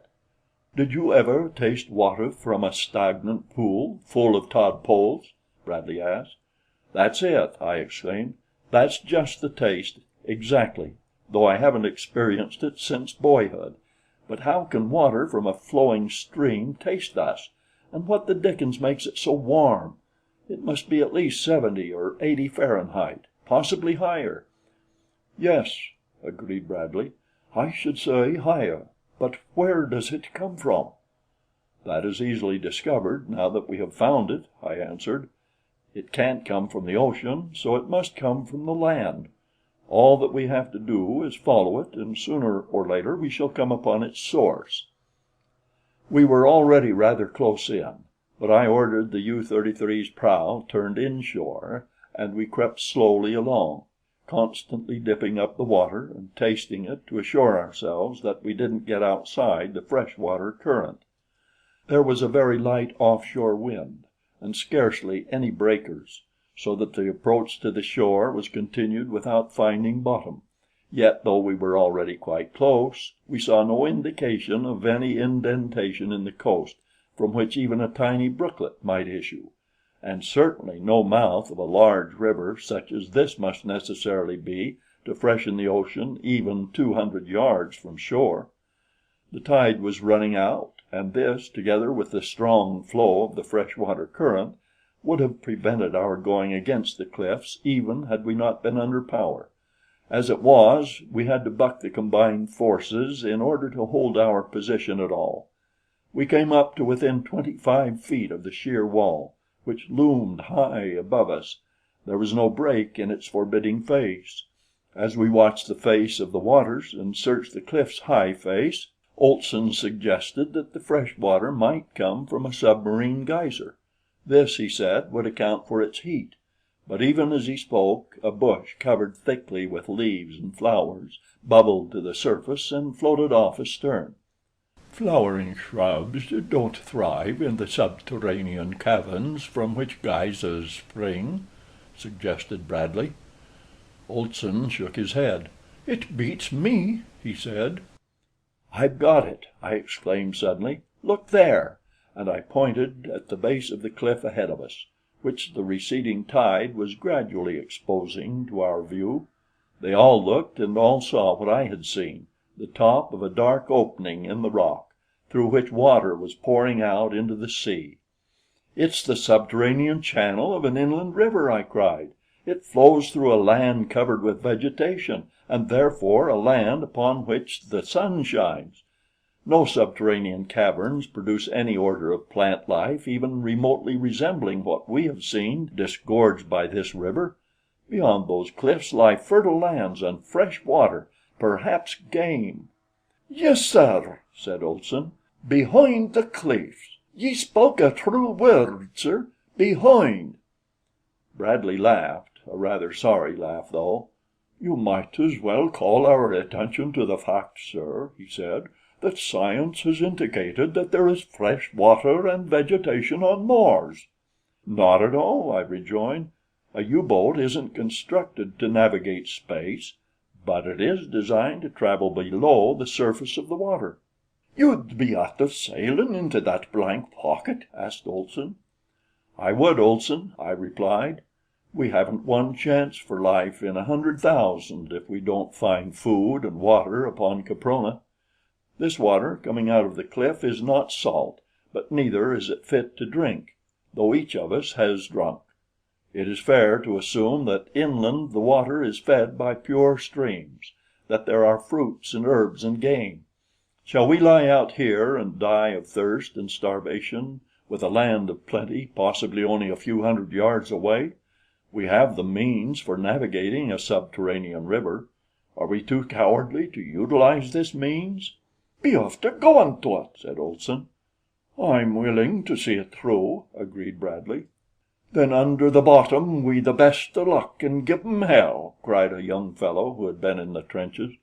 "To the diving stations!" I commanded, and in less than a minute the deck was deserted, the conning tower covers had slammed to, and the U-33 was submerging, possibly for the last time.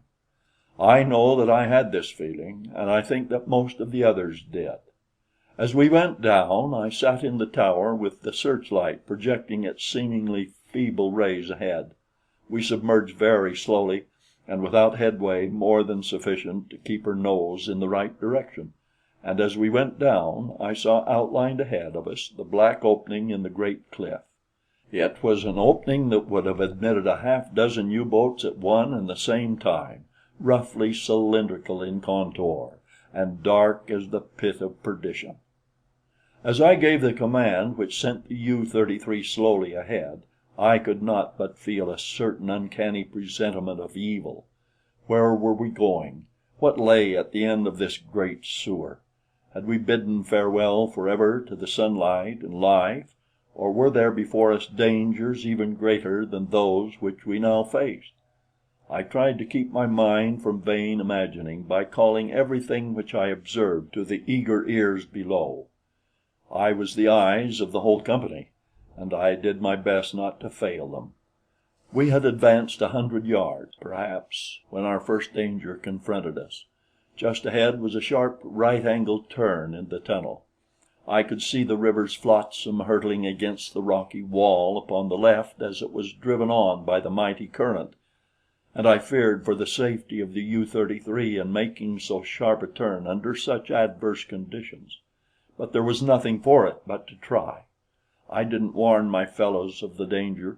It could have but caused them useless apprehension, for if we were to be smashed against the rocky wall, no power on earth could avert the quick end that would come to us.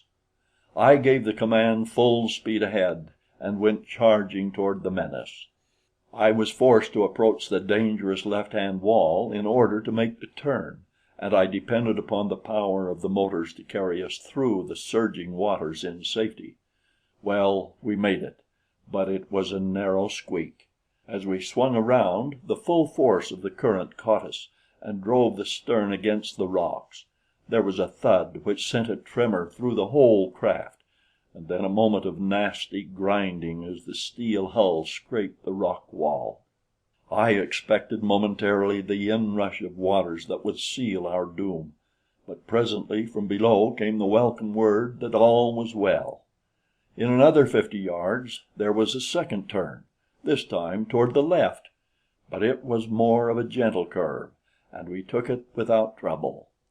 After that it was plain sailing, though as far as I could know, there might be most anything ahead of us, and my nerves strained to the snapping point every instant. After the second turn, the channel ran comparatively straight for between 150 and 200 yards. The waters grew suddenly lighter, and my spirits rose accordingly. I shouted down to those below that I saw daylight ahead, and a great shout of thanksgiving reverberated through the ship. A moment later we emerged into sunlit water, and immediately I raised the periscope and looked about me upon the strangest landscape I had ever seen.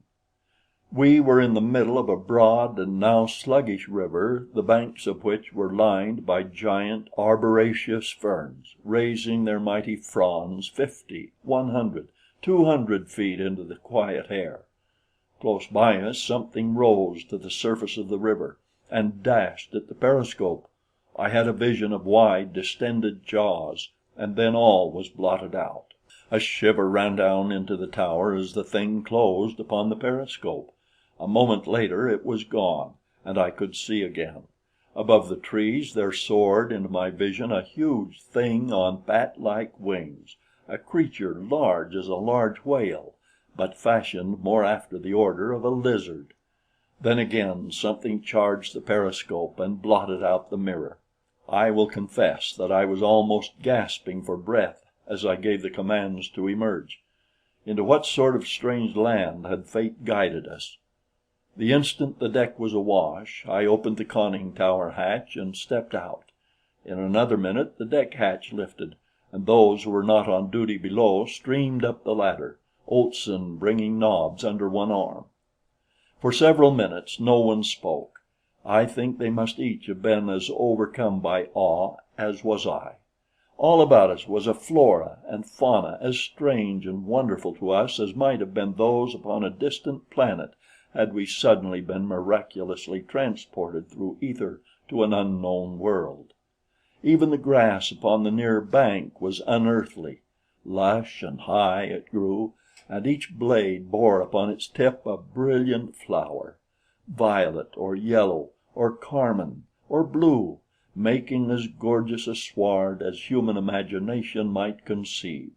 But the life! It teemed. The tall, fern-like trees were alive with monkeys, snakes, and lizards. Huge insects hummed and buzzed hither and thither. Mighty forms could be seen moving upon the ground in the thick forest, while the bosom of the river wriggled with living things, and above flapped the wings of gigantic creatures, such as we are taught have been extinct throughout countless ages. "Look!" cried Olson. "Would you look at the giraffe coming up out of the bottom of the sea?" We looked in the direction he pointed, and saw a long, glossy neck surmounted by a small head rising above the surface of the river. Presently the back of the creature was exposed, brown and glossy as the water dripped from it. It turned its eyes upon us, opened its lizard-like mouth, emitted a shrill hiss, and came for us. The thing must have been 16 or 18 feet in length, and closely resembled pictures I had seen of restored plesiosaurs of the lower Jurassic. It charged us as savagely as a mad bull, and one would have thought it intended to destroy and devour the mighty U-boat, as I verily believe it did intend. We were moving slowly up the river as the creature bore down upon us with distended jaws. The long neck was far outstretched, and the four flippers with which it swam were working with powerful strokes, carrying it forward at a rapid pace.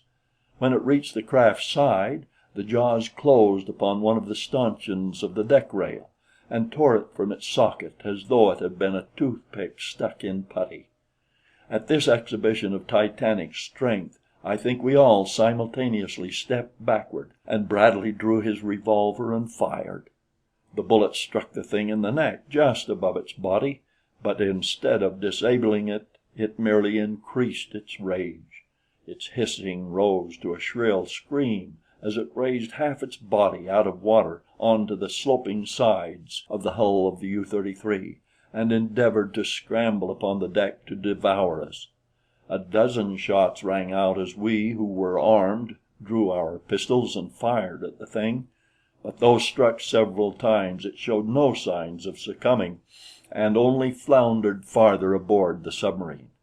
I had noticed that the girl had come on deck and was standing not far behind me, and when I saw the danger to which we were all exposed, I turned and forced her toward the hatch. We had not spoken for some days, and we did not speak now, but she gave me a disdainful look which was quite as eloquent as words, and broke loose from my grasp. I saw I could do nothing with her unless I exerted force, and so I turned with my back toward her that I might be in a position to shield her from the strange reptile should it really succeed in reaching the deck. And as I did so, I saw the thing raise one flipper over the rail, dart its head forward, and with the quickness of lightning seize upon one of the Boches. I ran forward, discharging my pistol into the creature's body in an effort to force it to relinquish its prey, but I might as profitably have shot at the sun. Shrieking and screaming, the German was dragged from the deck, and the moment the reptile was clear of the boat, it dived beneath the surface of the water with its terrified prey. I think we were all more or less shaken by the frightfulness of the tragedy, until Olson remarked that the balance of power now rested where it belonged. Following the death of Benson, we had been 9 and 9, 9 Germans and 9 Allies, as we called ourselves. Now there were but 8 Germans. We never counted the girl on either side, I suppose because she was a girl, though we knew well enough now that she was ours. And so Olson's remark helped to clear the atmosphere for the Allies at least, and then our attention was once more directed toward the river, for around us there had sprung up a perfect bedlam of screams and hisses and a seething cauldron of hideous reptiles, devoid of fear and filled only with hunger and with rage. They clamored, squirmed, and wriggled to the deck, forcing us steadily backward, though we emptied our pistols into them. There were all sorts and conditions of horrible things, huge, hideous, grotesque, monstrous, a veritable Mesozoic nightmare. I saw that the girl was gotten below as quickly as possible, and she took Nobs with her. Poor Nobs had nearly barked his head off, and I think too that for the first time since his littlest puppyhood he had known fear. Nor can I blame him. After the girl, I sent Bradley and most of the Allies, and then the Germans who were on deck, von Schoenvorts being still in irons below. The creatures were approaching perilously close before I dropped through the hatchway and slammed down the cover.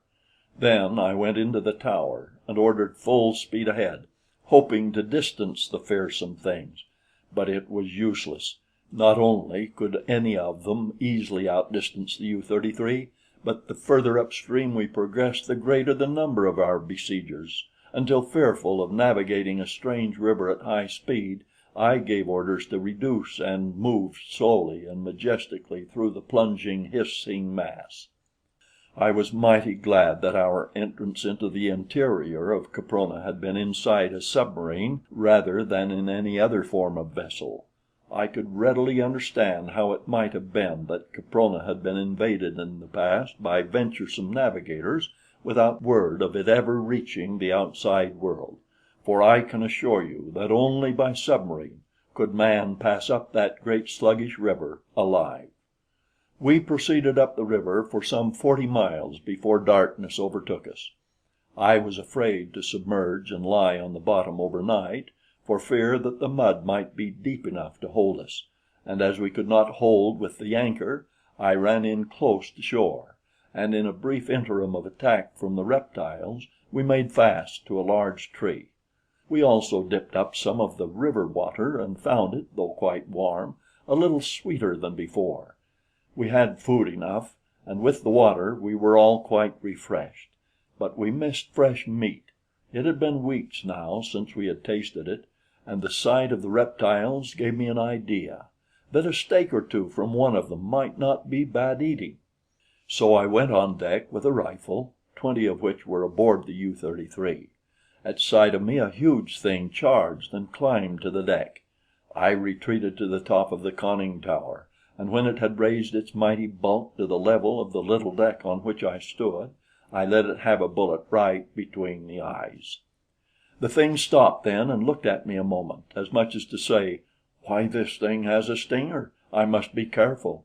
And then it reached out its long neck and opened its mighty jaws and grabbed for me. But I wasn't there. I had tumbled backward into the tower, and I mighty near killed myself doing it.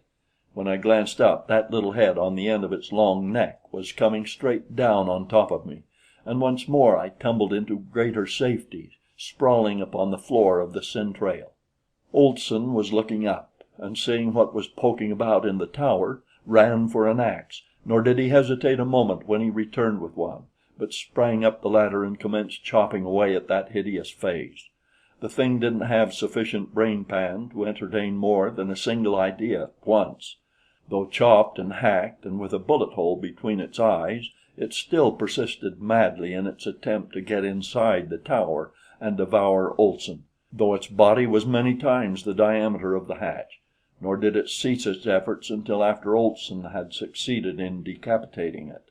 Then he and Bradley went on deck through the main hatch, and while one kept watch, the other cut a hind quarter off Plesiosaurus olsoni, as Bradley dubbed the thing. Meantime, Olson cut off the long neck, saying that it would make fine soup. By the time we had cleared away the blood and refuse in the tower, the cook had juicy steaks and a steaming broth upon the electric stove, and the aroma arising from P. olsoni filled us with an hitherto unfelt admiration for him and all his kind. End of chapter 4.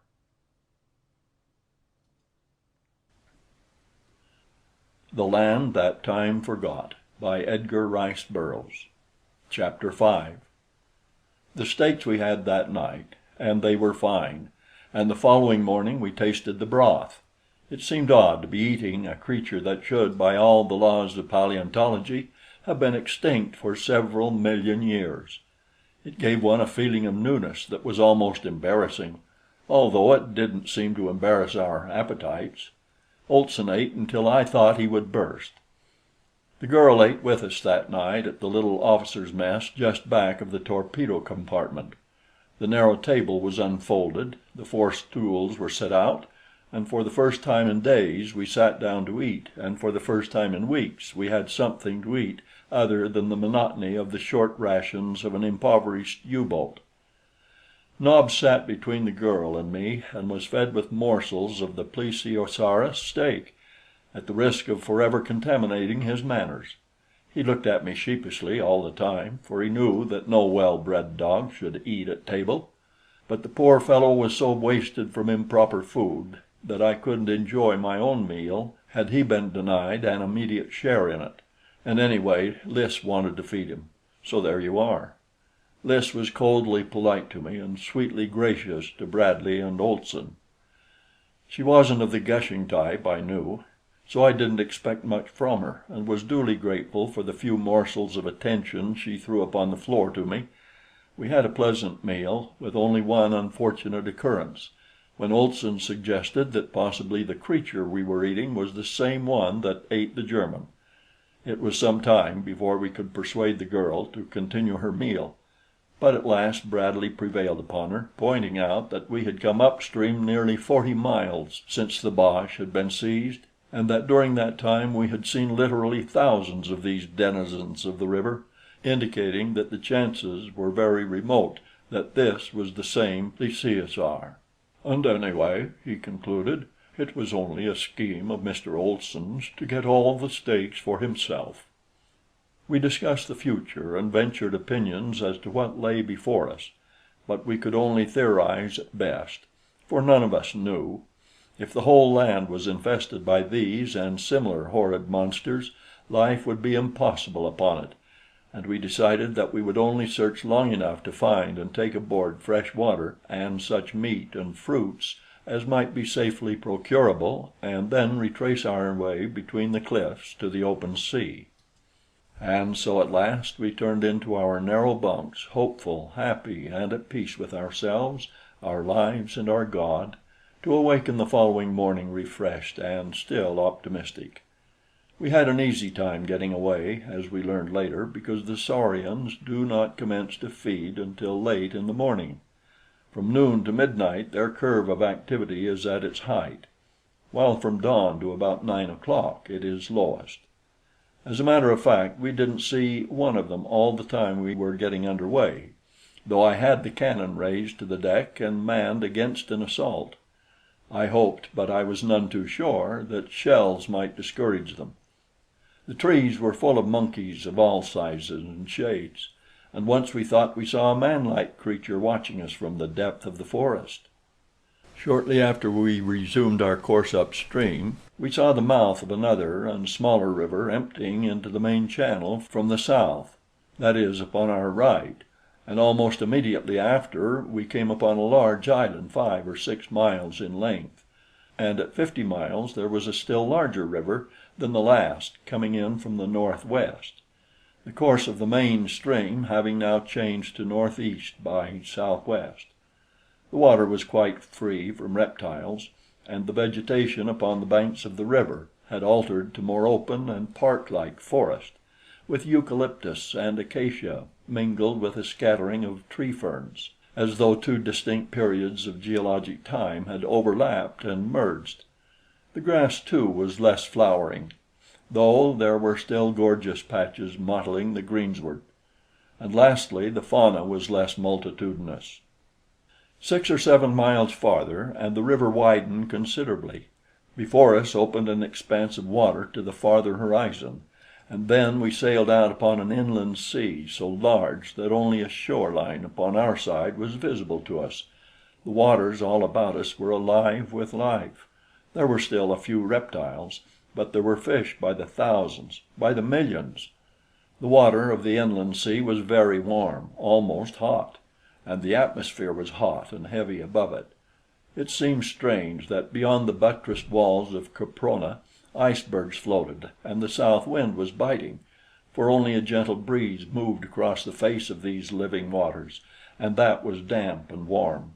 Gradually we commenced to divest ourselves of our clothing, retaining only sufficient for modesty. But the sun was not hot; it was more the heat of a steam room than of an oven. We coasted up the shore of the lake in a northwesterly direction, sounding all the time. We found the lake deep and the bottom rocky and steeply shelving toward the center, and once when I moved straight out from shore to take other soundings, we could find no bottom whatsoever. In open spaces along the shore we caught occasional glimpses of the distant cliffs, and here they appeared only a trifle less precipitous than those which bound Caprona on the seaward side. My theory is that in a far distant era Caprona was a mighty mountain. Perhaps the world's mightiest volcanic action blew off the entire crest, blew thousands of feet of the mountain upward and outward and on to the surrounding continent, leaving a great crater, and then possibly the continent sank as ancient continents have been known to do, leaving only the summit of Caprona above the sea. The encircling walls, the central lake, the hot springs which feed the lake, all point to a conclusion, and the fauna and the flora bear indisputable evidence that Caprona was once part of some great land mass. As we cruised up along the coast, the landscape continued a more or less open forest, with here and there a small plain where we saw animals grazing. With my glass I could make out a species of large red deer, some antelope, and what appeared to be a species of horse, and once I saw the shaggy form of what might have been a monstrous bison. Here was game aplenty. There seemed little danger of starving upon Caprona. The game, however, seemed wary, for the instant the animals discovered us, they threw up their heads and tails and went cavorting off, those farther inland following the example of the others, until all were lost in the mazes of the distant forest. Only the great shaggy ox stood his ground. With lowered head he watched us until we had passed, and then continued feeding. About 20 miles up the coast from the mouth of the river, we encountered low cliffs of sandstone, broken and tortured evidence of the great upheaval which had torn Caprona asunder in the past, intermingling upon a common level the rock formations of widely separated eras, fusing some and leaving others untouched. We ran along beside them for a matter of 10 miles, arriving off a broad cleft which led into what appeared to be another lake. As we were in search of pure water, we did not wish to overlook any portion of the coast, and so after sounding and finding that we had ample depth, I ran the U-33 between headlands into as pretty a landlocked harbor as sailormen could care to see, with good water right up to within a few yards of the shore.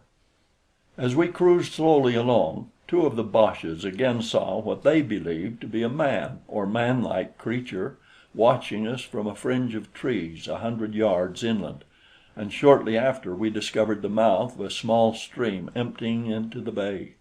It was the first stream we had found since leaving the river, and I at once made preparations to test its water. To land, it would be necessary to run the U-33 close in to the shore, at least as close as we could, for even these waters were infested, though not so thickly, by savage reptiles. I ordered sufficient water let into the diving tanks to lower us about a foot, and then I ran the bow slowly toward the shore, confident that should we run aground, we still had sufficient lifting force to free us when the water should be pumped out of the tanks. But the bow nosed its way gently into the reeds and touched the shore with the keel still clear. My men were all armed now with both rifles and pistols, each having plenty of ammunition. I ordered one of the Germans ashore with a line, and sent two of my own men to guard him, for from what little we had seen of Caprona, or Caspak, as we learned later to call the interior, we realized that any instant some new and terrible danger might confront us. The line was made fast to a small tree, and at the same time I had the stern anchor dropped. As soon as the Boche and his guard were aboard again, I called all hands on deck, including von Schoenvorts, and there I explained to them that the time had come for us to enter into some sort of an agreement among ourselves that would relieve us of the annoyance and embarrassment of being divided into two antagonistic parts, prisoners and captors. I told them that it was obvious our very existence depended upon our unity of action, that we were to all intent and purpose entering a new world, as far from the seat and causes of our own world war as if millions of miles of space and eons of time separated us from our past lives and habitations. "There is no reason why we should carry our racial and political hatreds into Caprona," I insisted. "The Germans among us might kill all the English, or the English might kill the last German, without affecting in the slightest degree either the outcome of even the smallest skirmish upon the western front, or the opinion of a single individual in any belligerent or neutral country. I therefore put the issue squarely to you all. Shall we bury our animosities and work together with and for one another while we remain upon Caprona, or must we continue thus divided and but half armed, possibly until death has claimed the last of us? And let me tell you, if you have not already realized it, the chances are 1,000 to 1 that not one of us ever will see the outside world again. We are safe now in the matter of food and water. We could provision the U-33 for a long cruise, but we are practically out of fuel, and without fuel we cannot hope to reach the ocean, as only a submarine can pass through the barrier cliffs. What is your answer?" I turned toward von Schoenvorts.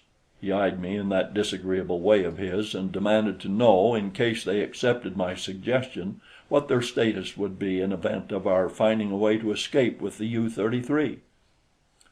I replied that I felt that if we had all worked loyally together, we should leave Caprona upon a common footing, and to that end I suggested that should the remote possibility of our escape in the submarine develop into reality, we should then immediately make for the nearest neutral port and give ourselves into the hands of the authorities, when we should all probably be interned for the duration of the war. To my surprise, he agreed that this was fair and told me that they would accept my conditions and that I could depend upon their loyalty to the common cause. I thanked him and then addressed each one of his men individually, and each gave me his word that he would abide by all that I had outlined. It was further understood that we were to act as a military organization under military rules and discipline. I as commander, with Bradley as my first lieutenant and Olson as my second, in command of the Englishmen, while von Schoenvorts was to act as an additional second lieutenant and have charge of his own men.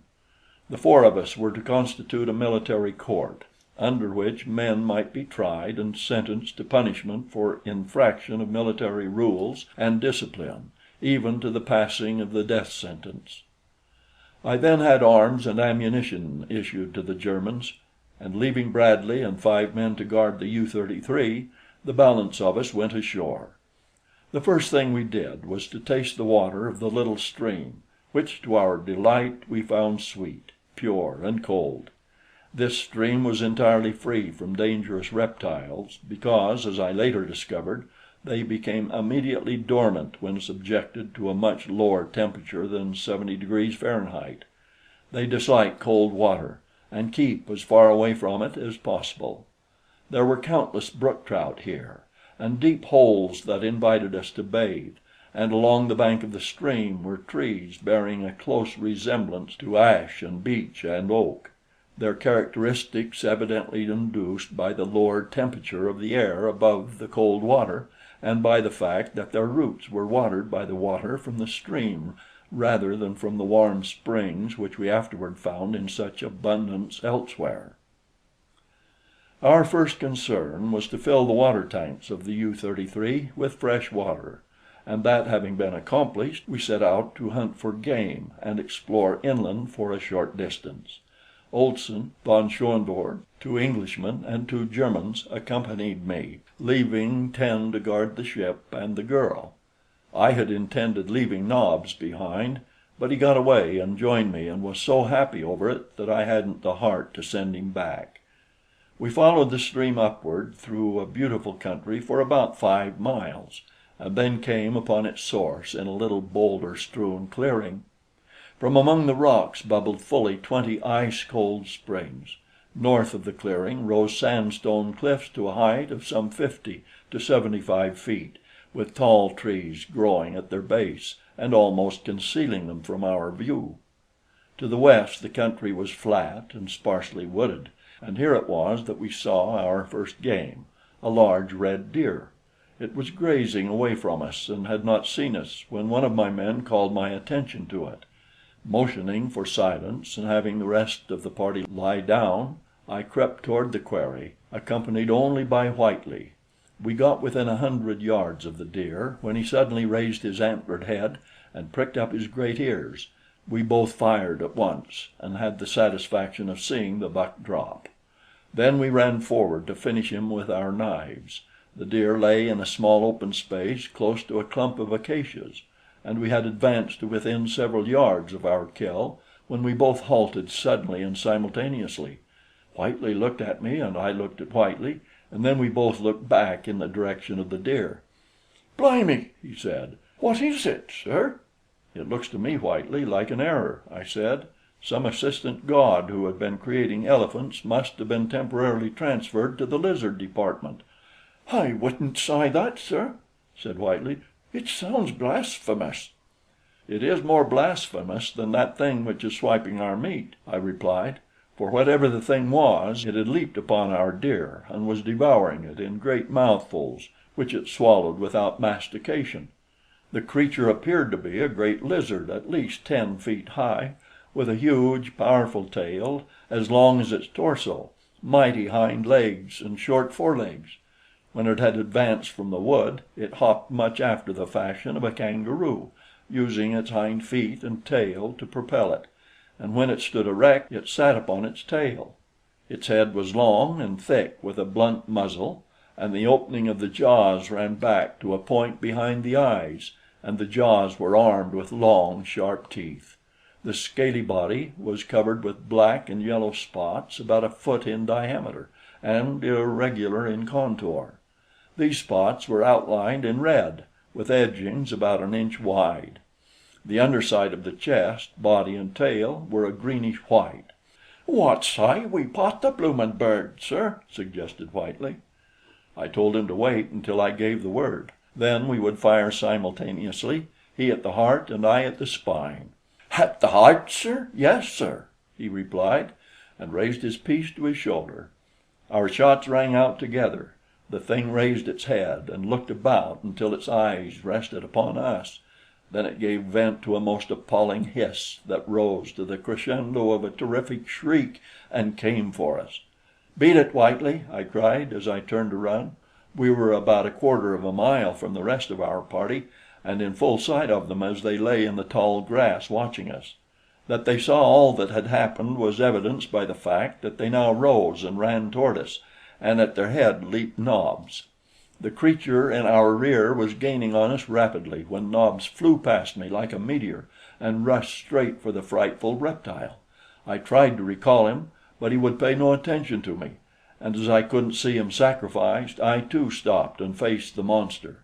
The creature appeared to be more impressed with Nobs than by us and our firearms, for it stopped as the Airedale dashed at it growling and struck at him viciously with its powerful jaws.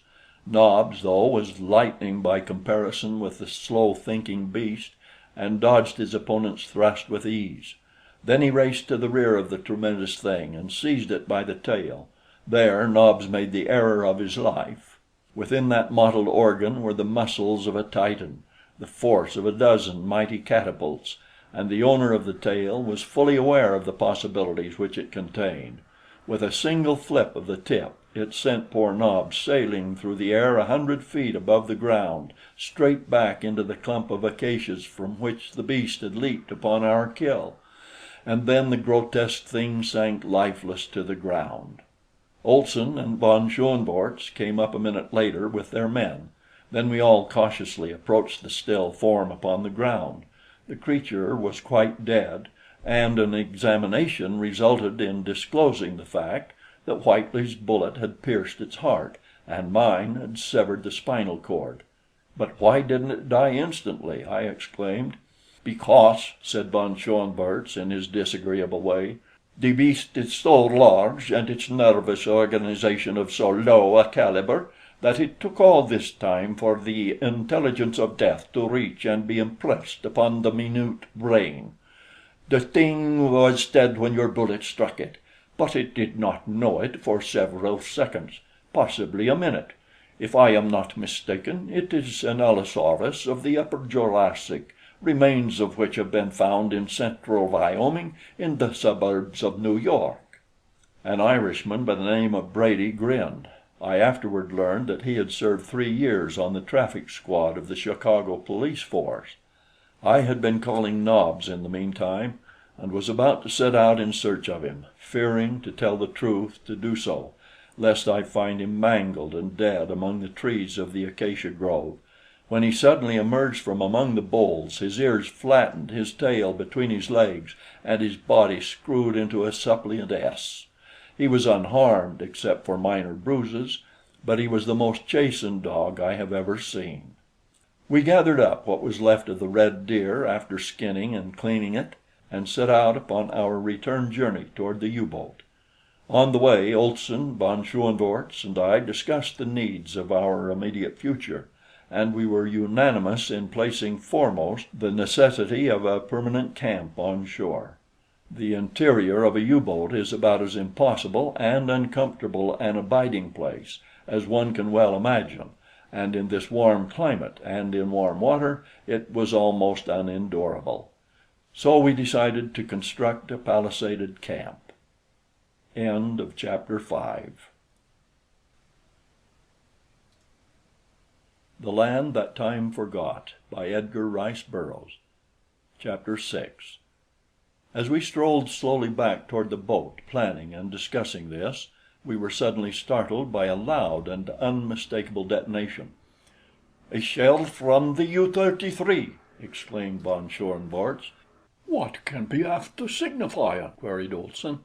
"They're in trouble," I answered, "for all, and it's up to us to get back to them. Drop that carcass," I directed the men carrying the meat, "and follow me."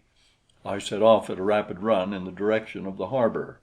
We ran for the better part of a mile without hearing anything more from the direction of the harbor, and then I reduced the speed to a walk, for the exercise was telling on us who had been cooped up for so long in the confined interior of the U-33.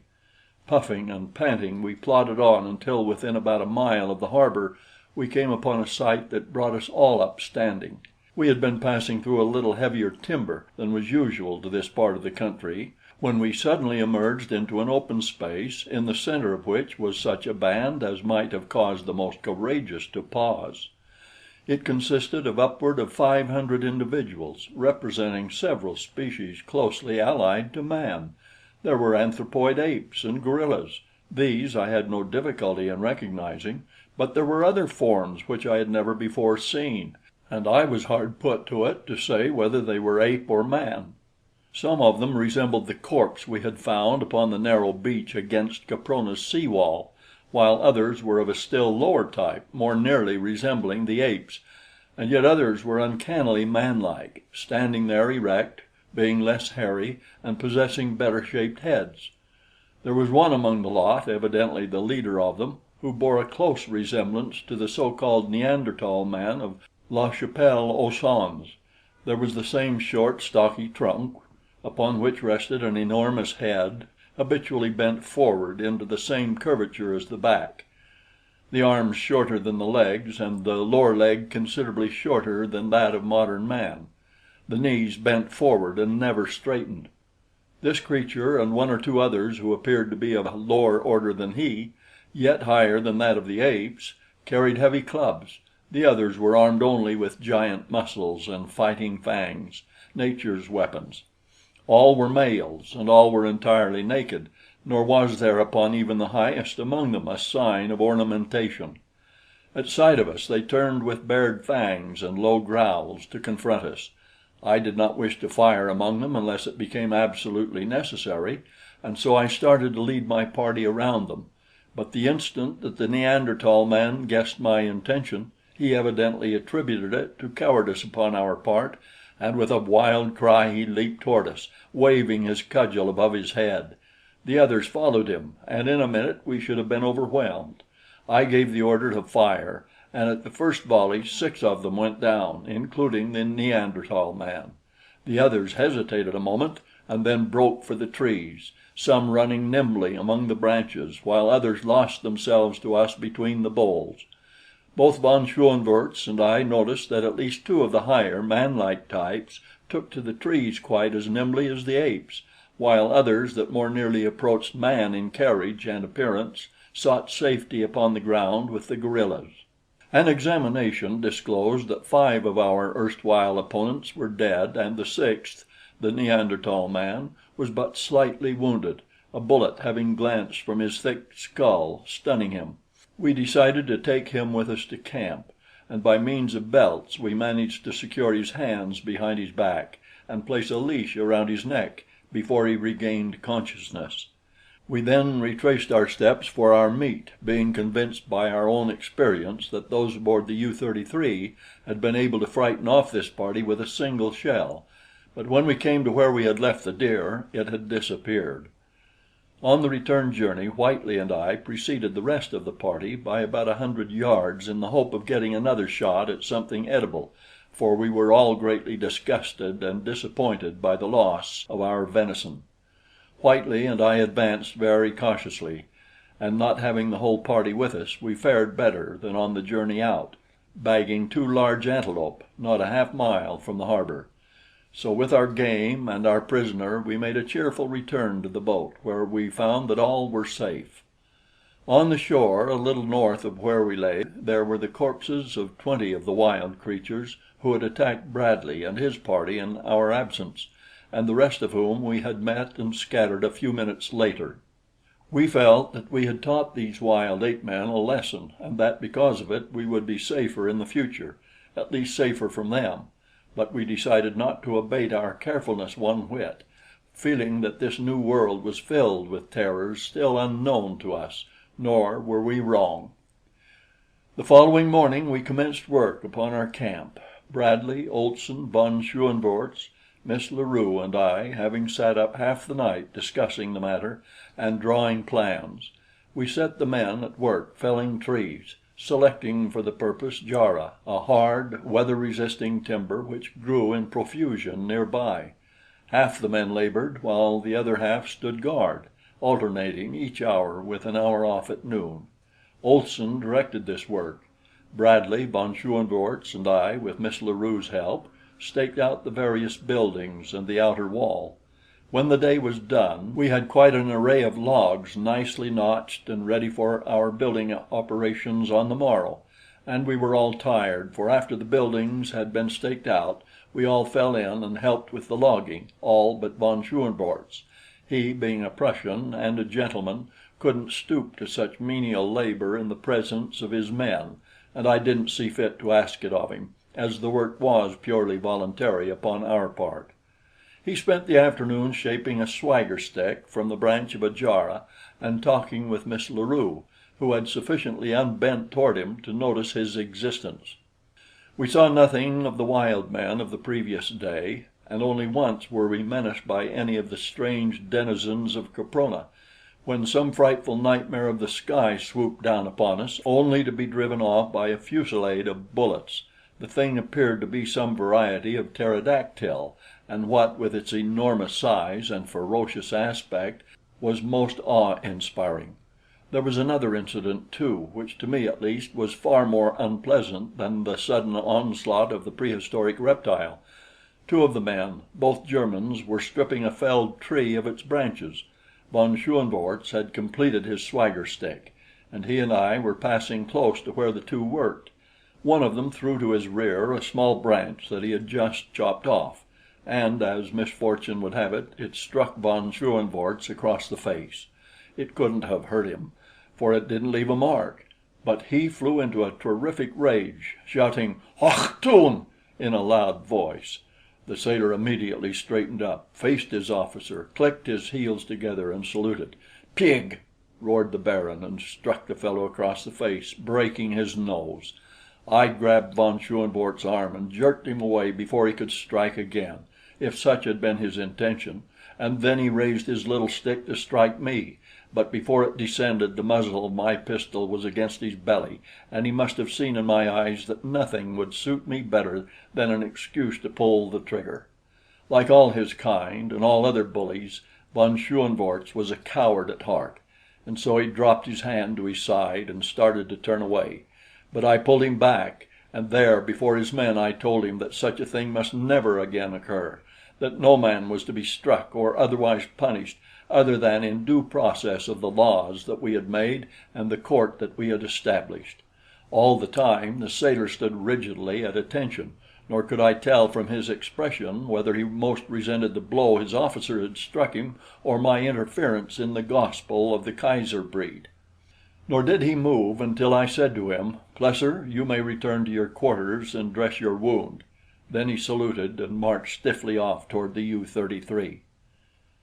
Just before dusk we moved out into the bay 100 yards from shore and dropped anchor, for I felt that we should be safer there than elsewhere. I also detailed men to stand watch during the night, and appointed Olson officer of the watch for the entire night, telling him to bring his blankets on deck and get what rest he could. At dinner we tasted our first roast Caprona antelope, and we had a mess of greens that the cook had found growing along the stream. All during the meal von Schoenvorts was silent and surly. After dinner we all went on deck and watched the unfamiliar scenes of a Capronian night, that is, all but von Schoenvorts. There was less to see than to hear.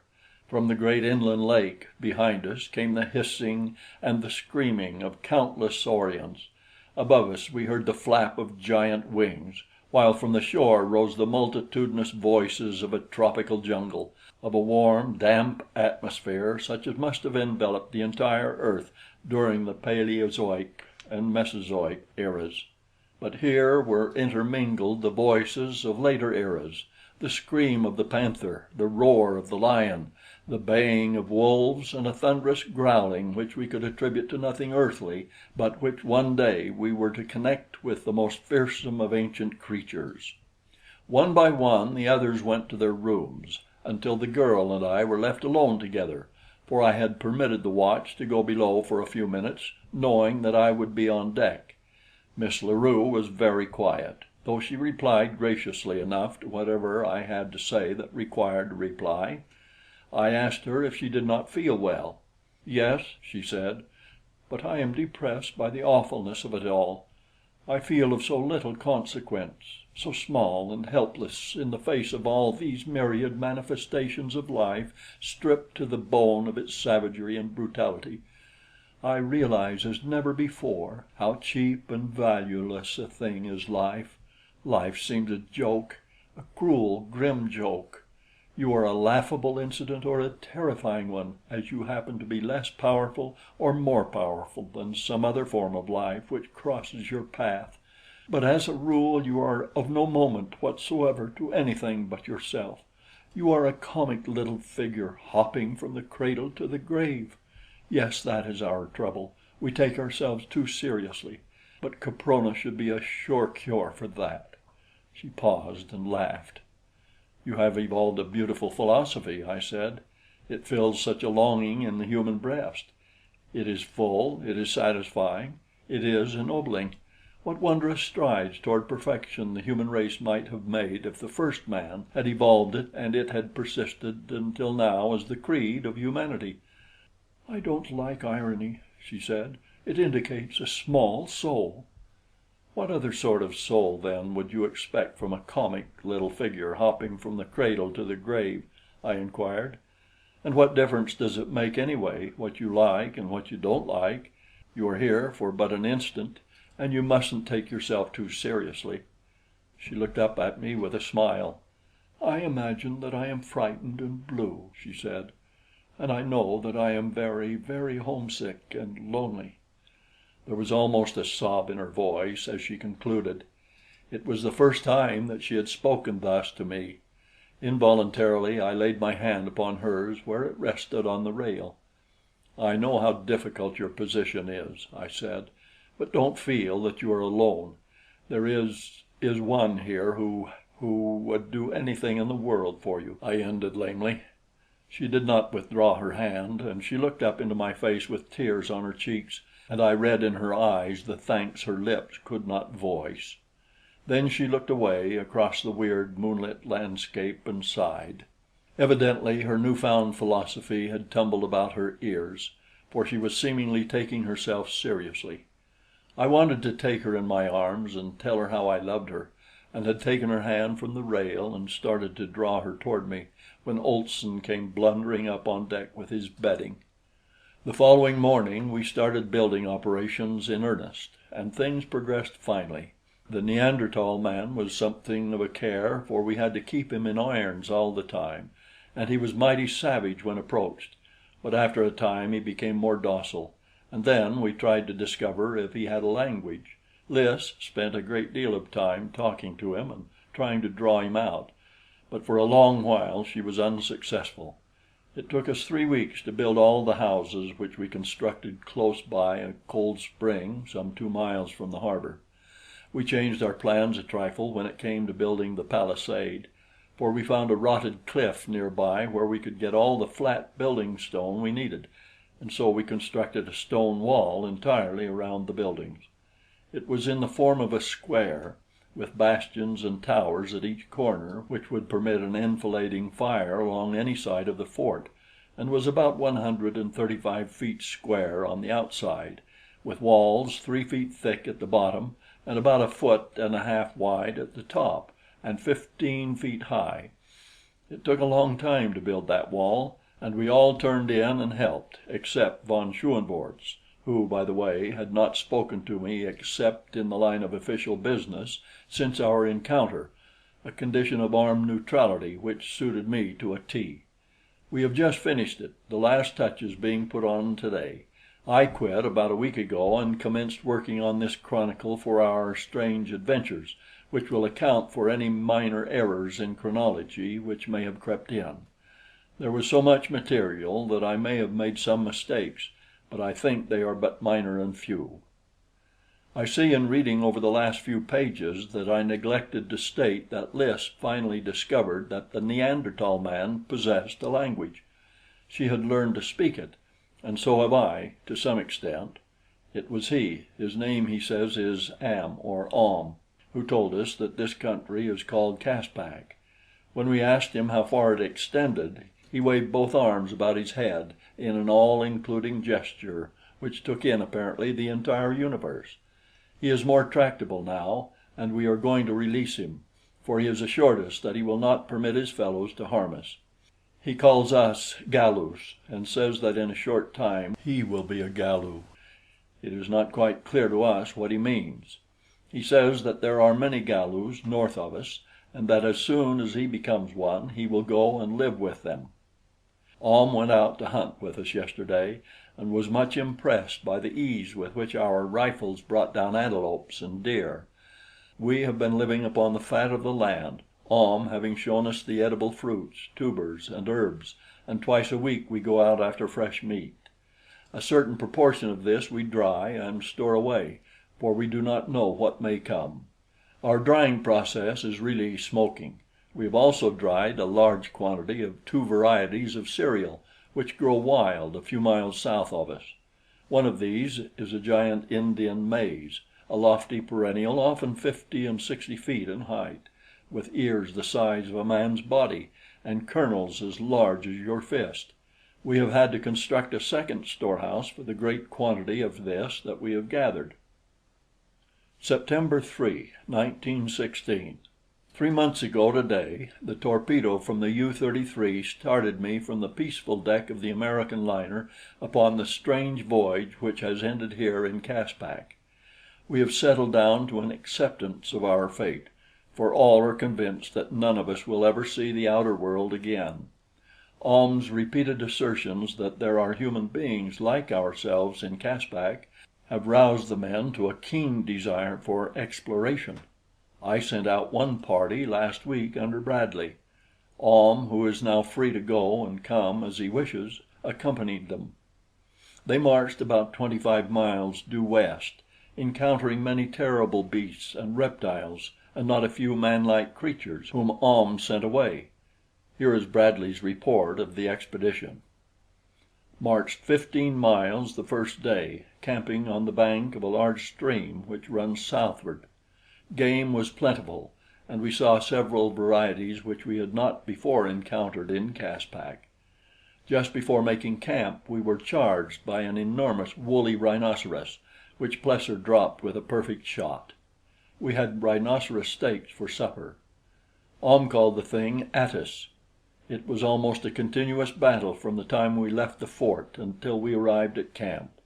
The mind of man can scarce conceive the plethora of carnivorous life in this lost world, and their prey, of course, is even more abundant. The second day we marched about 10 miles to the foot of the cliffs, passed through dense forests close to the base of the cliffs, saw manlike creatures and a low order of ape in one band, and some of the men swore that there was a white man among them.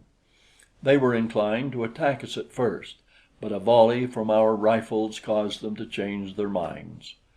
We scaled the cliffs as far as we could, but near the top they are absolutely perpendicular, without any sufficient cleft or protuberance to give hand or foothold. All were disappointed, for we hungered for a view of the ocean and the outside world. We even had a hope that we might see and attract the attention of a passing ship. Our exploration has determined one thing which will probably be of little value to us and never heard of beyond Caprona's walls. This crater was once entirely filled with water. Indisputable evidence of this is on the face of the cliffs. Our return journey occupied 2 days and was as filled with adventure as usual. We are all becoming accustomed to adventure. It is beginning to pall on us. We suffered no casualties and there was no illness. I had to smile as I read Bradley's report. In those 4 days he had doubtless passed through more adventures than an African big game hunter experiences in a lifetime, and yet he covered it all in a few lines. Yes, we are becoming accustomed to adventure. Not a day passes that one or more of us does not face death at least once. Ahm taught us a few things that have proved profitable and saved us much ammunition, which it is useless to expend except for food or in the last recourse of self-preservation. Now, when we are attacked by large flying reptiles, we run beneath spreading trees. When land carnivora threaten us, we climb into trees, and we have learned not to fire at any of the dinosaurs unless we can keep out of their reach for at least 2 minutes after hitting them in the brain or spine, or 5 minutes after puncturing their hearts. It takes them so long to die. To hit them elsewhere is worse than useless, for they do not seem to notice it, and we had discovered that such shots do not kill or even disable them. September 7, 1916.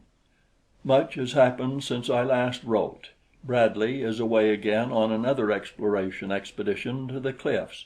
He expects to be gone several weeks, and to follow along their base in search of a point where they may be scaled. He took Sinclair, Brady, James, and Tippet with him. Ahm has disappeared. He has been gone about 3 days, but the most startling thing I have on record is that von Schoenvorts and Olson, while out hunting the other day, discovered oil about 15 miles north of us, beyond the sandstone cliffs. Olson says there is a geyser of oil there, and von Schoenvorts is making preparations to refine it. If he succeeds, we shall have the means for leaving Caspak and returning to our own world. I can scarce believe the truth of it. We are all elated to the 7th heaven of bliss. Pray God we shall not be disappointed. I have tried on several occasions to broach the subject of my love to Lys, but she will not listen. End of chapter 6. The Land That Time Forgot by Edgar Rice Burroughs. Chapter 7. October 8, 1916. This is the last entry I shall make upon my manuscript. When this is done, I shall be through. Though I may pray that it reaches the haunts of civilized man, my better judgment tells me that it will never be perused by other eyes than mine, and that even though it should, it would be too late to avail me. I am alone upon the summit of the great cliff overlooking the broad Pacific. A chill south wind bites at my marrow, while far below me I can see the tropic foliage of Caspak on the one hand and huge icebergs from the near Antarctic upon the other. Presently I shall stuff my folded manuscript into the thermos bottle I have carried with me for the purpose since I left the fort, Fort Dinosaur we named it, and hurl it far outward over the cliff top into the Pacific. What current washes the shore of Caprona I know not. Whither my bottle will be borne I cannot even guess, but I have done all that mortal man may do to notify the world of my whereabouts and the dangers that threaten those of us who remain alive in Caspak, if there be any other than myself.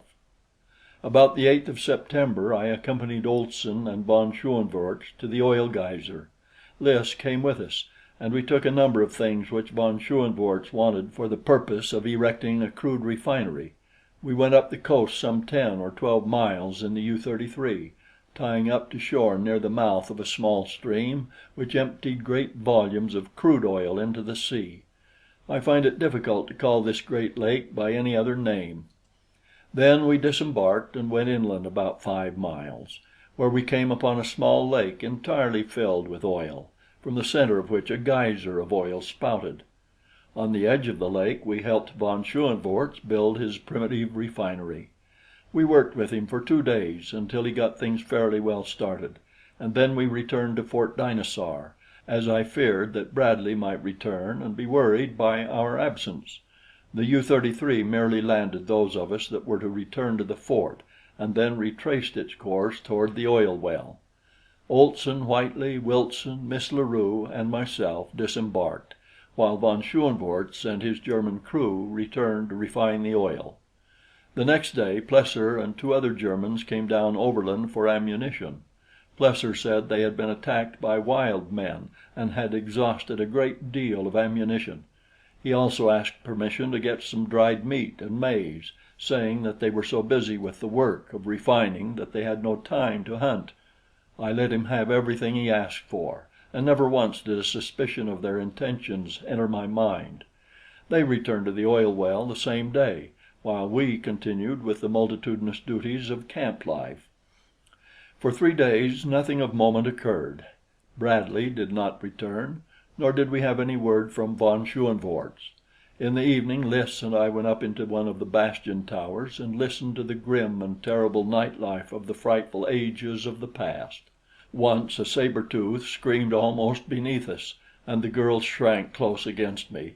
As I felt her body against mine, all the pent love of these 3 long months shattered the bonds of timidity and conviction, and I swept her up into my arms and covered her face and lips with kisses.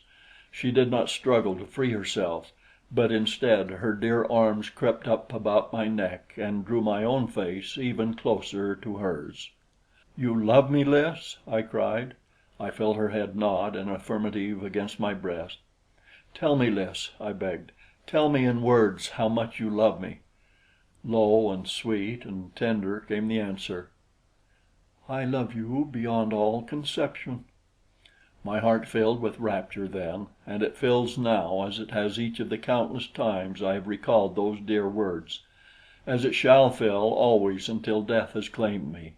I may never see her again. She may not know how I love her. She may question, she may doubt, but always true and steady and warm with the fires of love, my heart beats for the girl who said that night, "I love you beyond all conception." For a long time we sat there upon the little bench constructed for the sentry that we had not as yet thought it necessary to post in more than one of the 4 towers. We learned to know one another better in those 2 brief hours than we had in all the months that had intervened since we had been thrown together. She told me that she had loved me from the first, and that she never had loved von Schoenvorts, their engagement having been arranged by her aunt for social reasons. That was the happiest evening of my life, nor ever do I expect to experience its like. But at last, as is the way of happiness, it terminated. We descended to the compound, and I walked with Lys to the door of her quarters. There again she kissed me and bade me good night, and then she went in and closed the door. I went to my own room, and there I sat by the light of one of the crude candles we had made from the tallow of the beasts we had killed, and lived over the events of the evening.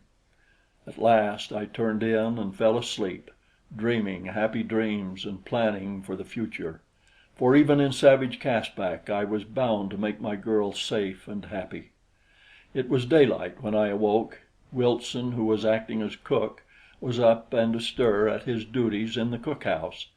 The others slept, but I arose and, followed by Nobs, went down to the stream for a plunge.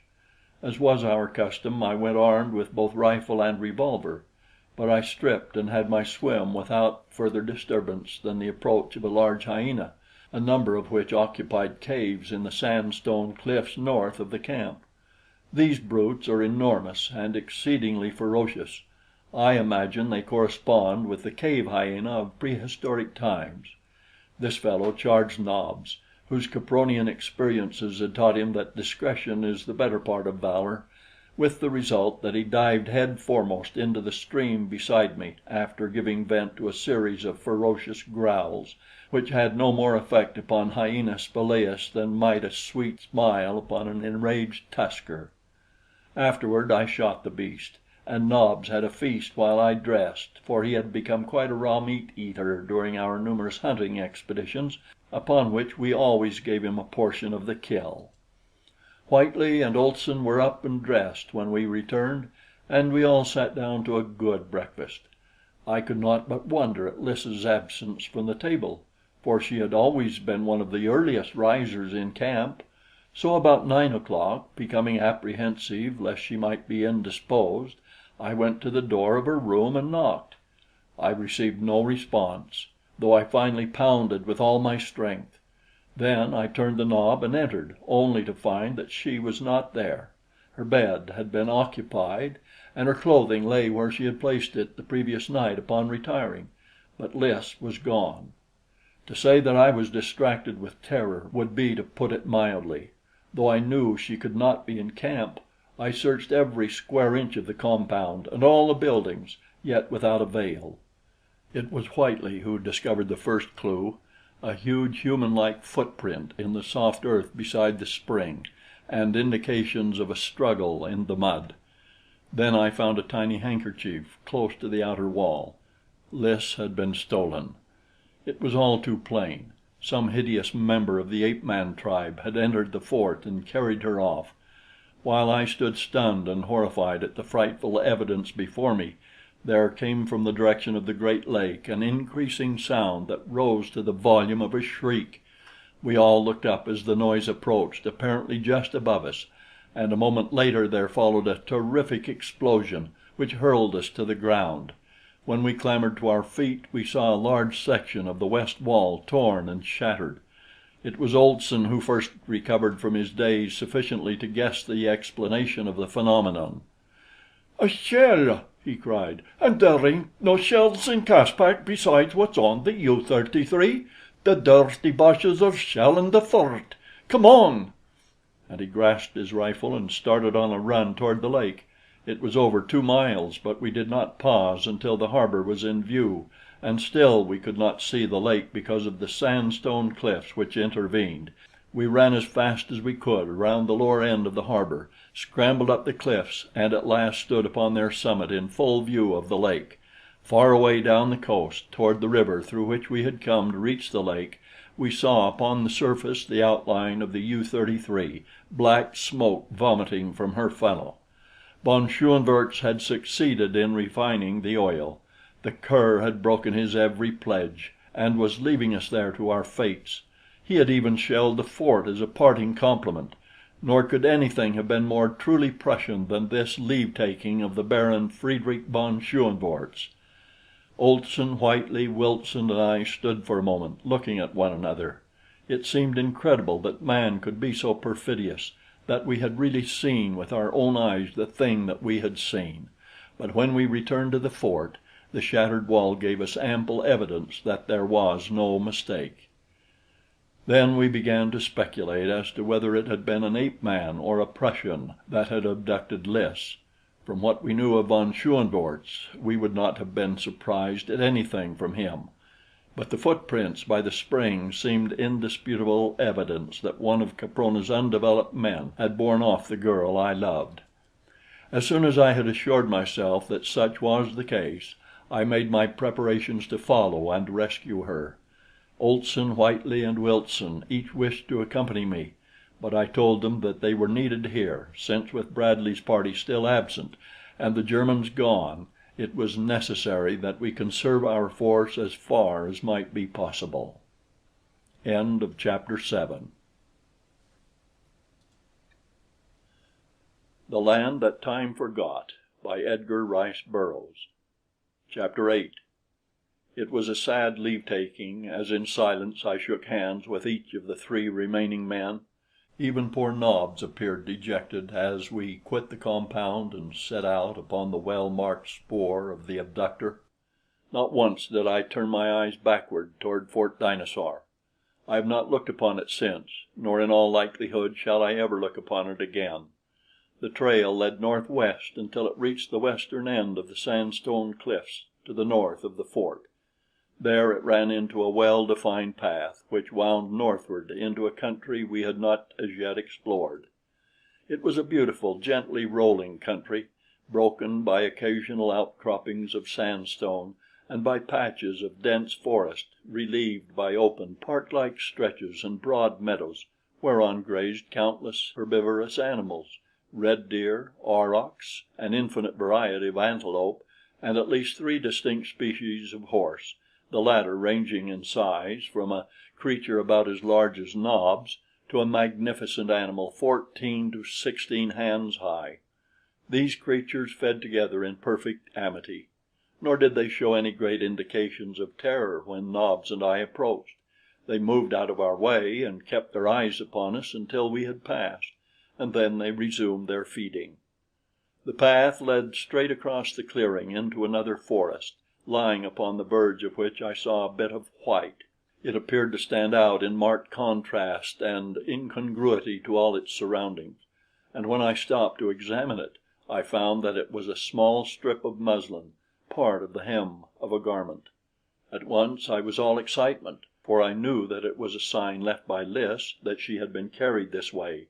It was a tiny bit torn from the hem of the undergarment that she wore in lieu of the night robes she had lost with the sinking of the liner.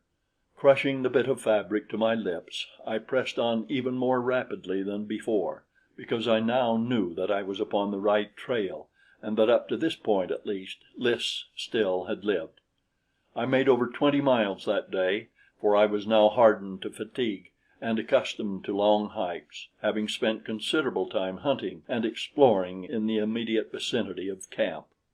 A dozen times that day was my life threatened by fearsome creatures of the earth or sky, though I could not but note that the farther north I traveled, the fewer were the great dinosaurs, though they still persisted in lesser numbers. On the other hand, the quantity of ruminants and the variety and frequency of carnivorous animals increased. Each square mile of Caspak harbored its terrors.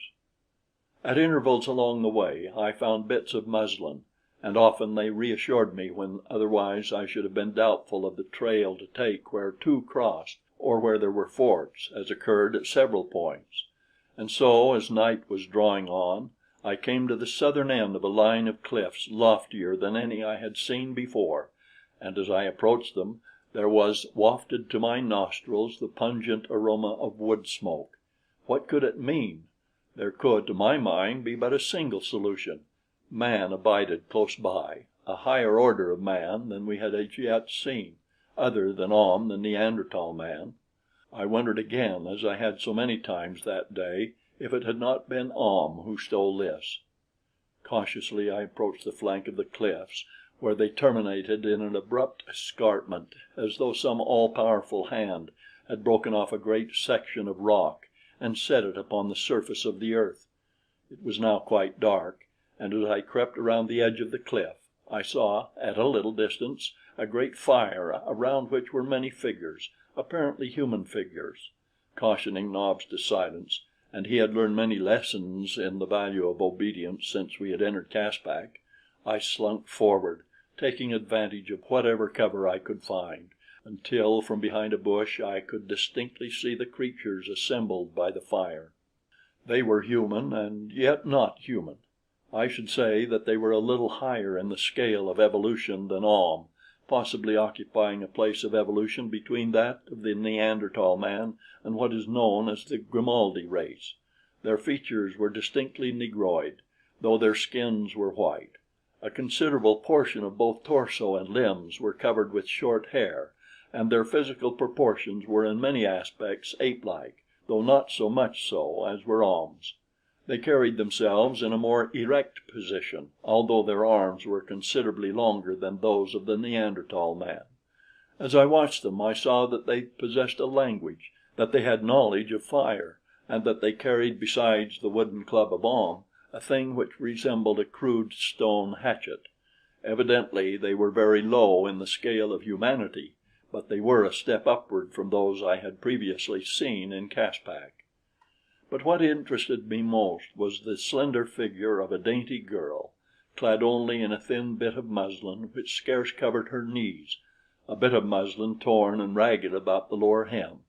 It was Lys, and she was alive, and so far as I could see, unharmed. A huge brute with thick lips and prognathous jaws stood at her shoulder. He was talking loudly and gesticulating wildly. I was close enough to hear his words, which were similar to the language of Ahm, though much fuller, for there were many words I could not understand. However, I caught the gist of what he was saying, which in effect was that he had found and captured this Galu, that she was his, and that he defied anyone to question his right of possession. It appeared to me, as I afterward learned was the fact, that I was witnessing the most primitive of marriage ceremonies. The assembled members of the tribe looked on and listened in a sort of dull and perfunctory apathy, for the speaker was by far the mightiest of the clan. There seemed no one to dispute his claims when he said, or rather shouted, in stentorian tones: "I am Tsa. This is my she. Who wishes her more than Tsa?" "I do," I said in the language of Ahm, and I stepped out into the firelight before them.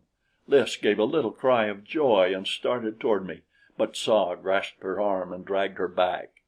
"Who are you?" shrieked Tsa. "I kill, I kill, I kill!" "The she is mine," I replied, "and I have come to claim her. I kill if you do not let her come to me." And I raised my pistol to a level with his heart. Of course the creature had no conception of the purpose of the strange little implement which I was poking toward him. With a sound that was half human and half the growl of a wild beast, he sprang toward me. I aimed at his heart and fired, and as he sprawled headlong to the ground, the others of his tribe, overcome by fright at the report of the pistol, scattered toward the cliffs, while Lys with outstretched arms ran toward me. As I crushed her to me, there arose from the black night behind us, and then to our right and to our left, a series of frightful screams and shrieks, bellowings, roars and growls. It was the night life of this jungle world coming into its own, the huge, carnivorous, nocturnal beasts which make the nights of Caspak hideous. A shuddering sob ran through Lys's figure. "Oh God," she cried, "give me the strength to endure for his sake." I saw that she was upon the verge of a breakdown after all that she must have passed through of fear and horror that day, and I tried to quiet and reassure her as best I might. But even to me the future looked most unpromising, for what chance of life had we against the frightful hunters of the night who even now were prowling closer to us? Now I turned to see what had become of the tribe, and in the fitful glare of the fire I perceived that the face of the cliff was pitted with large holes into which the man-things were clambering.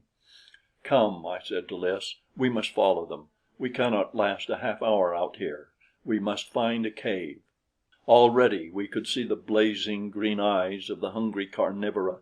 I seized a brand from the fire and hurled it out into the night, and there came back an answering chorus of savage and rageful protest. But the eyes vanished for a short time. Selecting a burning branch for each of us, we advanced toward the cliffs, where we were met by angry threats. "They will kill us," said Lys. "We may as well keep on in search of another refuge." "They will not kill us so surely as will those others out there," I replied. "I'm going to seek shelter in one of these caves, nor will the man-things prevent." And I kept on in the direction of the cliff's base. A huge creature stood upon a ledge and brandished his stone hatchet.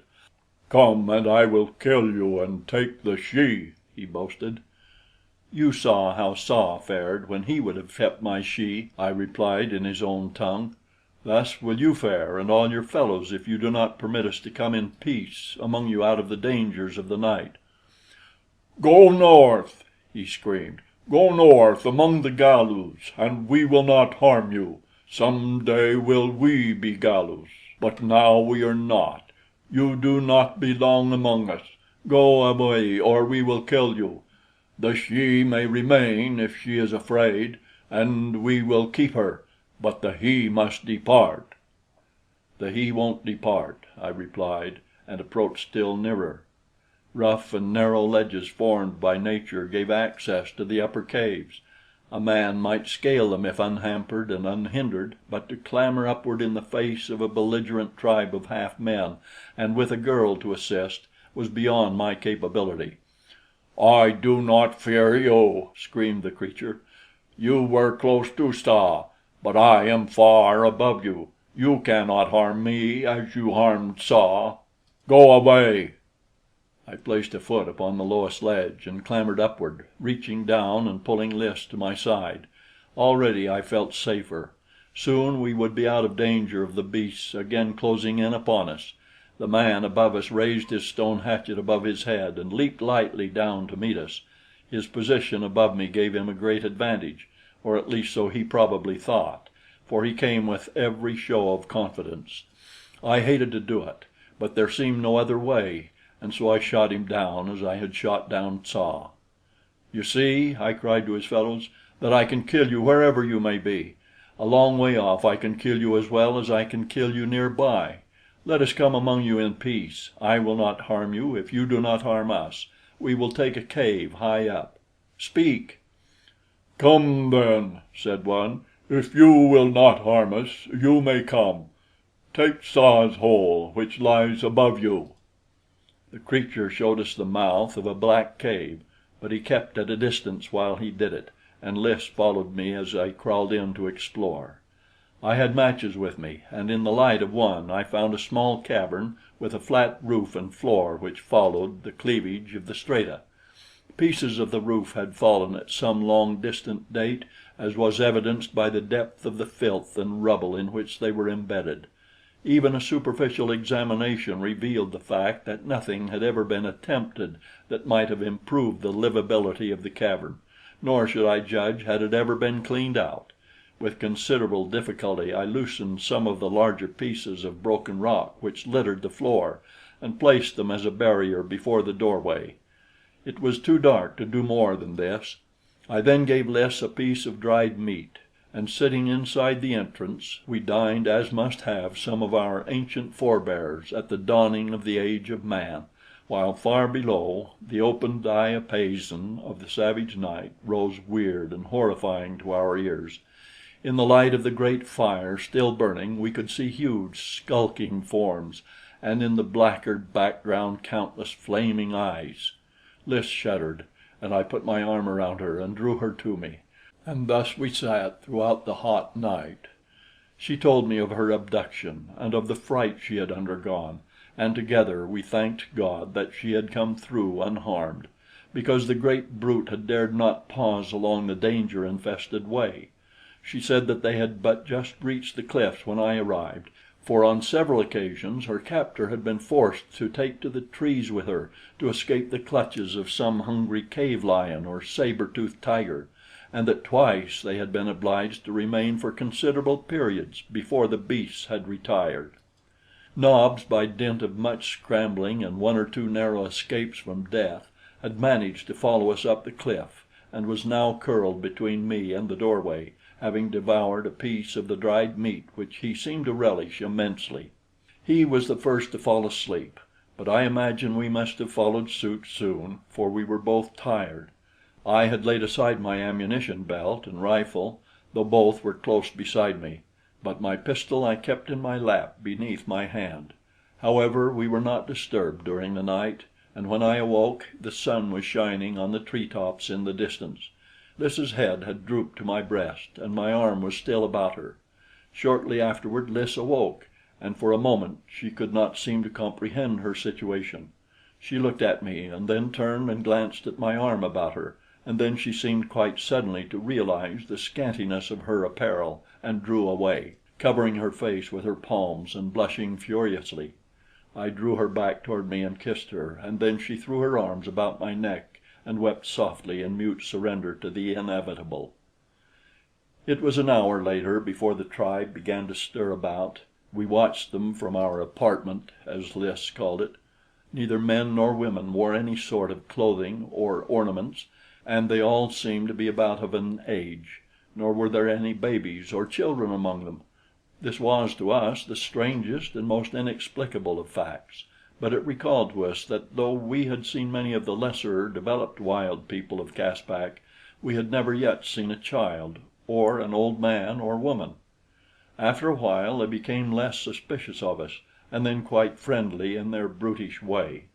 They picked at the fabric of our clothing, which seemed to interest them, and examined my rifle and pistol and the ammunition in the belt around my waist. I showed them the thermos bottle, and when I poured a little water from it, they were delighted, thinking that it was a spring which I carried about with me, a never failing source of water supply. One thing we both noticed among their other characteristics: they never laughed nor smiled, and then we remembered that Ahm had never done so either. I asked them if they knew Ahm, but they said they did not. One of them said, "Back there we may have known him," and he jerked his head to the south. "You came from back there?" I asked. He looked at me in surprise. "We all come from there," he said. "After a while we go there," and this time he jerked his head toward the north. "Be Galus," he concluded. Many times now had we heard this reference to becoming Galus. Ahm had spoken of it many times.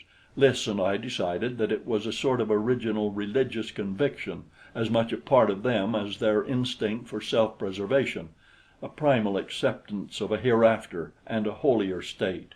It was a brilliant theory, but it was all wrong. I know it now, and how far we were from guessing the wonderful, the miraculous, the gigantic truth which even yet I may only guess at, the thing that sets Caspak apart from all the rest of the world far more definitely than her isolated geographical position or her impregnable barrier of giant cliffs. If I could live to return to civilization, I should have meat for the clergy and the laymen to chew upon for years, and for the evolutionists too. After breakfast the men set out to hunt, while the women went to a large pool of warm water covered with a green scum and filled with billions of tadpoles. They waded in to where the water was about a foot deep and lay down in the mud. They remained there from 1 to 2 hours and then returned to the cliff. While we were with them, we saw this same thing repeated every morning, but though we asked them why they did it, we could get no reply which was intelligible to us. All they vouchsafed in way of explanation was the single word "ata." They tried to get Lys to go in with them, and could not understand why she refused. After the first day, I went hunting with the men, leaving my pistol and Nobs with Lys; but she never had to use them, for no reptile or beast ever approached the pool while the women were there, nor, so far as we know, at other times.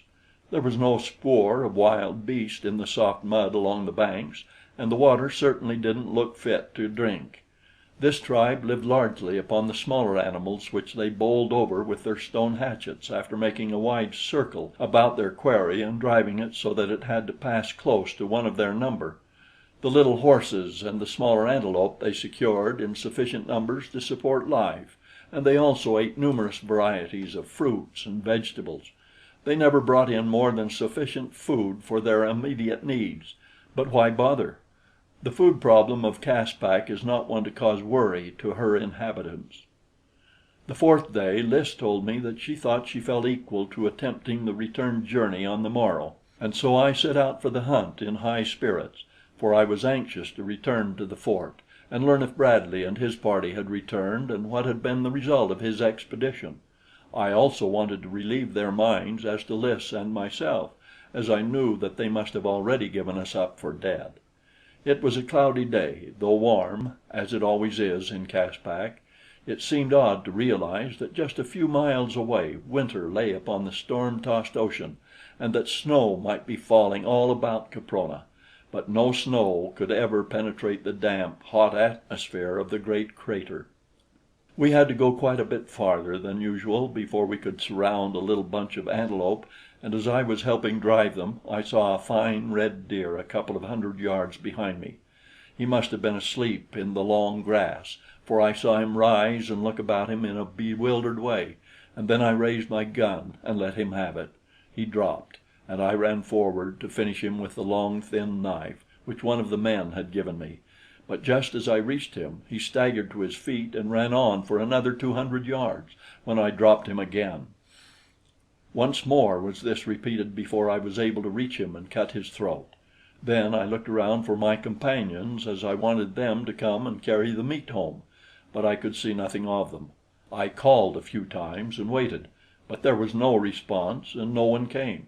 At last I became disgusted, and cutting off all the meat that I could conveniently carry, I set off in the direction of the cliffs. I must have gone about a mile before the truth dawned upon me. I was lost, hopelessly lost. The entire sky was still completely blotted out by dense clouds, nor was there any landmark visible by which I might have taken my bearings. I went on in the direction I thought was south, but which I now imagine must have been about due north, without detecting a single familiar object. In a dense wood I suddenly stumbled upon a thing which at first filled me with hope and later with the most utter despair and dejection. It was a little mound of new-turned earth, sprinkled with flowers long since withered, and at one end was a flat slab of sandstone stuck in the ground. It was a grave, and it meant for me that I had at last stumbled into a country inhabited by human beings. I would find them. They would direct me to the cliffs. Perhaps they would accompany me and take us back with them to their abodes, to the abodes of men and women like ourselves. My hopes and my imagination ran riot in the few yards I had to cover to reach that lonely grave and stoop that I might read the rude characters scratched upon the simple headstone. This is what I read: "Here lies John Tippet, Englishman, killed by Tyrannosaurus, 10 September, A.D. 1916. R.I.P." Tippet! It seemed incredible. Tippet lying here in this gloomy wood. Tippet dead. He had been a good man, but the personal loss was not what affected me. It was the fact that this silent grave gave evidence that Bradley had come this far upon his expedition, and that he too probably was lost, for it was not our intention that he should be long gone. If I had stumbled upon the grave of one of the party, was it not within reason to believe that the bones of the others lay scattered somewhere near? End of chapter 8. The Land That Time Forgot by Edgar Rice Burroughs. Chapter 9. As I stood looking down upon that sad and lonely mound, wrapped in the most dismal of reflections and premonitions, I was suddenly seized from behind and thrown to earth.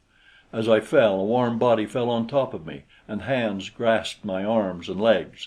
When I could look up, I saw a number of giant fingers pinioning me down, while others stood about surveying me.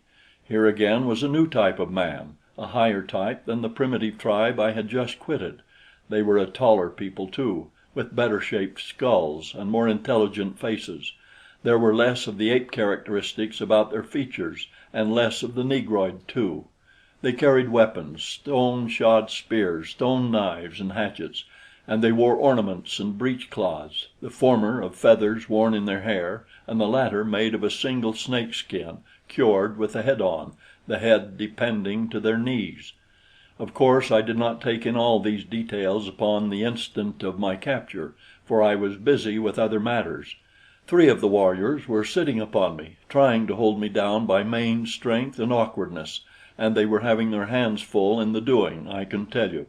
I don't like to appear conceited, but I may as well admit that I am proud of my strength and the science that I have acquired and developed in the directing of it. That and my horsemanship I always have been proud of, And now that day all the long hours that I had put into careful study, practice and training brought me in 2 or 3 minutes a full return upon my investment.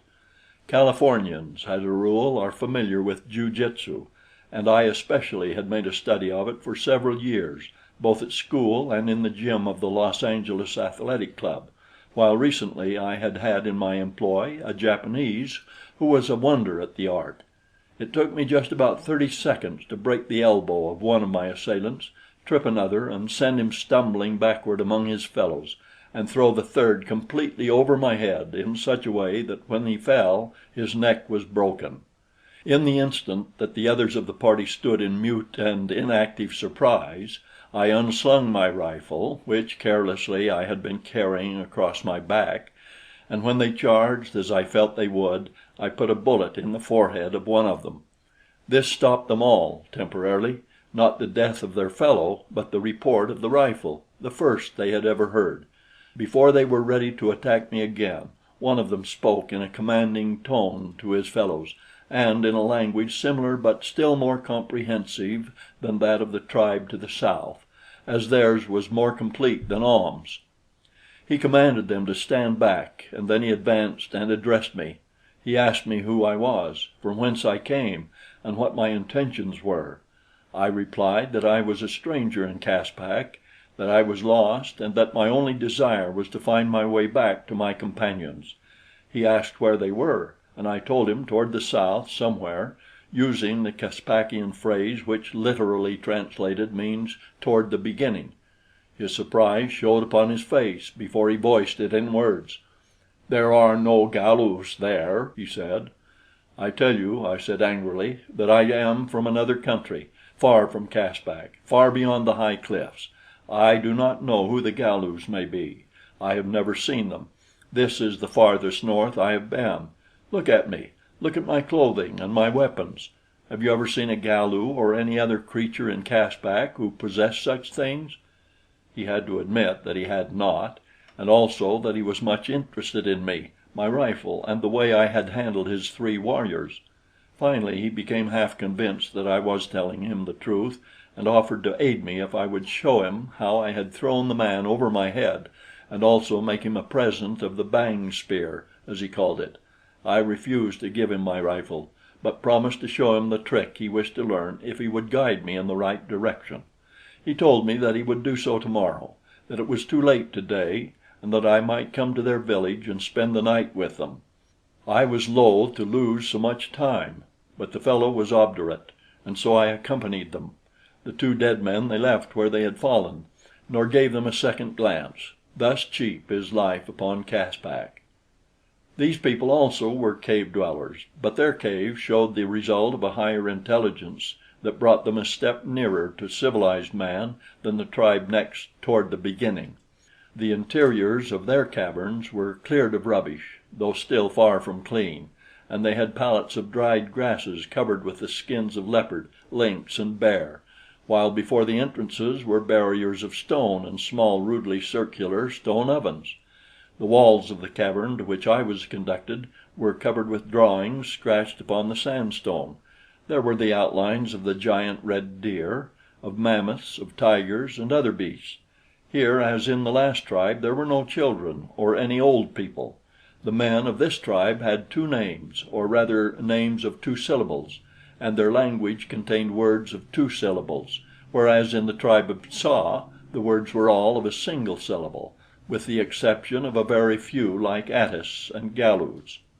The chief's name was Tojo, and his household consisted of 7 females and himself. These women were much more comely, or rather less hideous, than those of Sa's people. One of them, even, was almost pretty, being less hairy and having a rather nice skin with high coloring. They were all much interested in me and examined my clothing and equipment carefully, handling and feeling and smelling of each article. I learned from them that their people were known as Band lu, or spearmen. Sa's race was called Sto lu, hatchet men.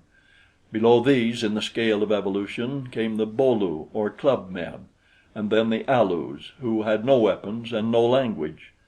In that word I recognized what to me seemed the most remarkable discovery I had made upon Caprona; for unless it were mere coincidence, I had come upon a word that had been handed down from the beginning of spoken language upon earth, had been handed down for millions of years perhaps, with little change. It was the sole remaining thread of the ancient woof of a dawning culture which had been woven when Caprona was a fiery mount upon a great land mass teeming with life. It linked the unfathomable then to the eternal now, and yet it may have been pure coincidence. My better judgment tells me that it is coincidence that in Caspak the term for speechless man is Alus, and in the outer world of our own day it is Alalus. The comely woman of whom I spoke was called So ta, and she took such a lively interest in me that To jo finally objected to her attentions, emphasizing his displeasure by knocking her down and kicking her into a corner of the cavern. I leaped between them while he was still kicking her, and obtaining a quick hold upon him, dragged him screaming with pain from the cave. Then I made him promise not to hurt the she again upon pain of worse punishment. So ta gave me a grateful look, but To jo and the balance of his women were sullen and ominous. Later in the evening So ta confided to me that she was soon to leave the tribe. "So ta soon to be Kro lu," she confided in a low whisper. I asked her what a Kro lu might be, and she tried to explain, but I do not yet know if I understood her. From her gestures I deduced that the Kro lus were a people who were armed with bows and arrows, had vessels in which to cook their food, and huts of some sort in which they lived and were accompanied by animals. It was all very fragmentary and vague, but the idea seemed to be that the Kro lus were a more advanced people than the Band lus. I pondered a long time upon all that I had heard before sleep came to me. I tried to find some connection between these various races that would explain the universal hope which each of them harbored that some day they would become Galus. So ta had given me a suggestion, but the resulting idea was so weird that I could scarce even entertain it. Yet it coincided with Ahm's expressed hope, with the various steps in evolution I had noted in the several tribes I had encountered, and with the range of type represented in each tribe.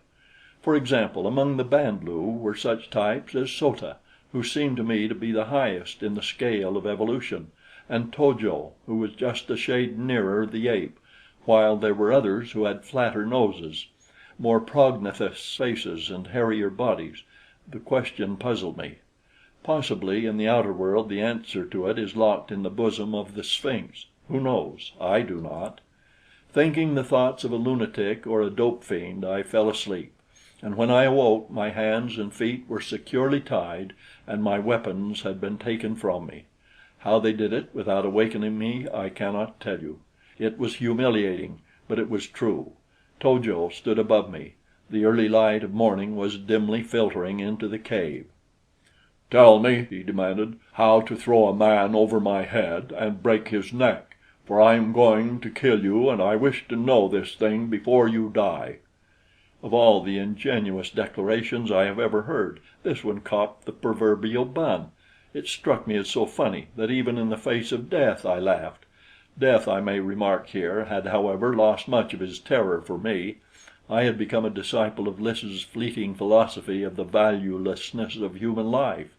I realized that she was quite right, that we were but comic figures hopping from the cradle to the grave, of interest to practically no other created thing than ourselves and our few intimates. Behind To jo stood So ta. She raised one hand with the palm toward me, the Caspakian equivalent of a negative shake of the head. "Let me think about it," I parried, and To jo said that he would wait until night. He would give me a day to think it over. Then he left, and the women left, the men for the hunt, and the women, as I later learned from So ta, for the warm pool where they immersed their bodies as did the shes of the Sto lu. "Ata," explained So ta when I questioned her as to the purpose of this matutinal rite, but that was later. I must have lain there bound and uncomfortable for 2 or 3 hours when at last So ta entered the cave. She carried a sharp knife, mine, in fact, and with it she cut my bonds. "Come," she said. "So ta will go with you back to the Galus. It is time that So ta left the Band lu. Together we will go to the Kro lu, and after that the Galus. To jo will kill you tonight. He will kill So ta if he knows that So ta aided you. We will go together." "I will go with you to Kro lu," I replied, "but then I must return to my own people, toward the beginning." "You cannot go back," she said. "It is forbidden. They would kill you.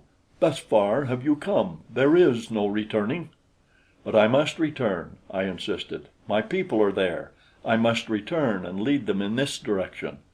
She insisted and I insisted, but at last we compromised. I was to escort her as far as the country of the Kro lu, and then I was to go back after my own people and lead them north into a land where the dangers were fewer and the people less murderous. She brought me all my belongings that had been filched from me: rifle, ammunition, knife and thermos bottle, and then hand in hand we descended the cliff and set off toward the north.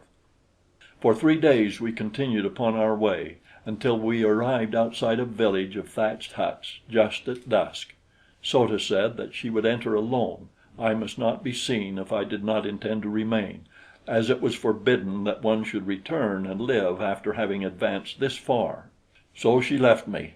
She was a dear girl and a staunch and true comrade, more like a man than a woman. In her simple barbaric way she was both refined and chaste. She had been the wife of To jo. Among the Kro lu she would find another mate after the manner of the strange Caspakian world, but she told me very frankly that whenever I returned, she would leave her mate and come to me, as she preferred me above all others. I was becoming a ladies' man after a lifetime of bashfulness. At the outskirts of the village I left her without even seeing the sort of people who inhabited it, and set off through the growing darkness toward the south. On the 3rd day I made a detour westward to avoid the country of the Band lu, as I did not care to be detained by a meeting with To jo.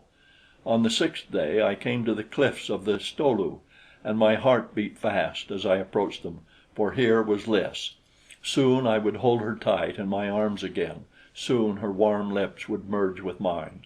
I felt sure that she was still safe among the hatchet people, and I was already picturing the joy and the love light in her eyes when she should see me once more as I emerged from the last clump of trees and almost ran toward the cliffs.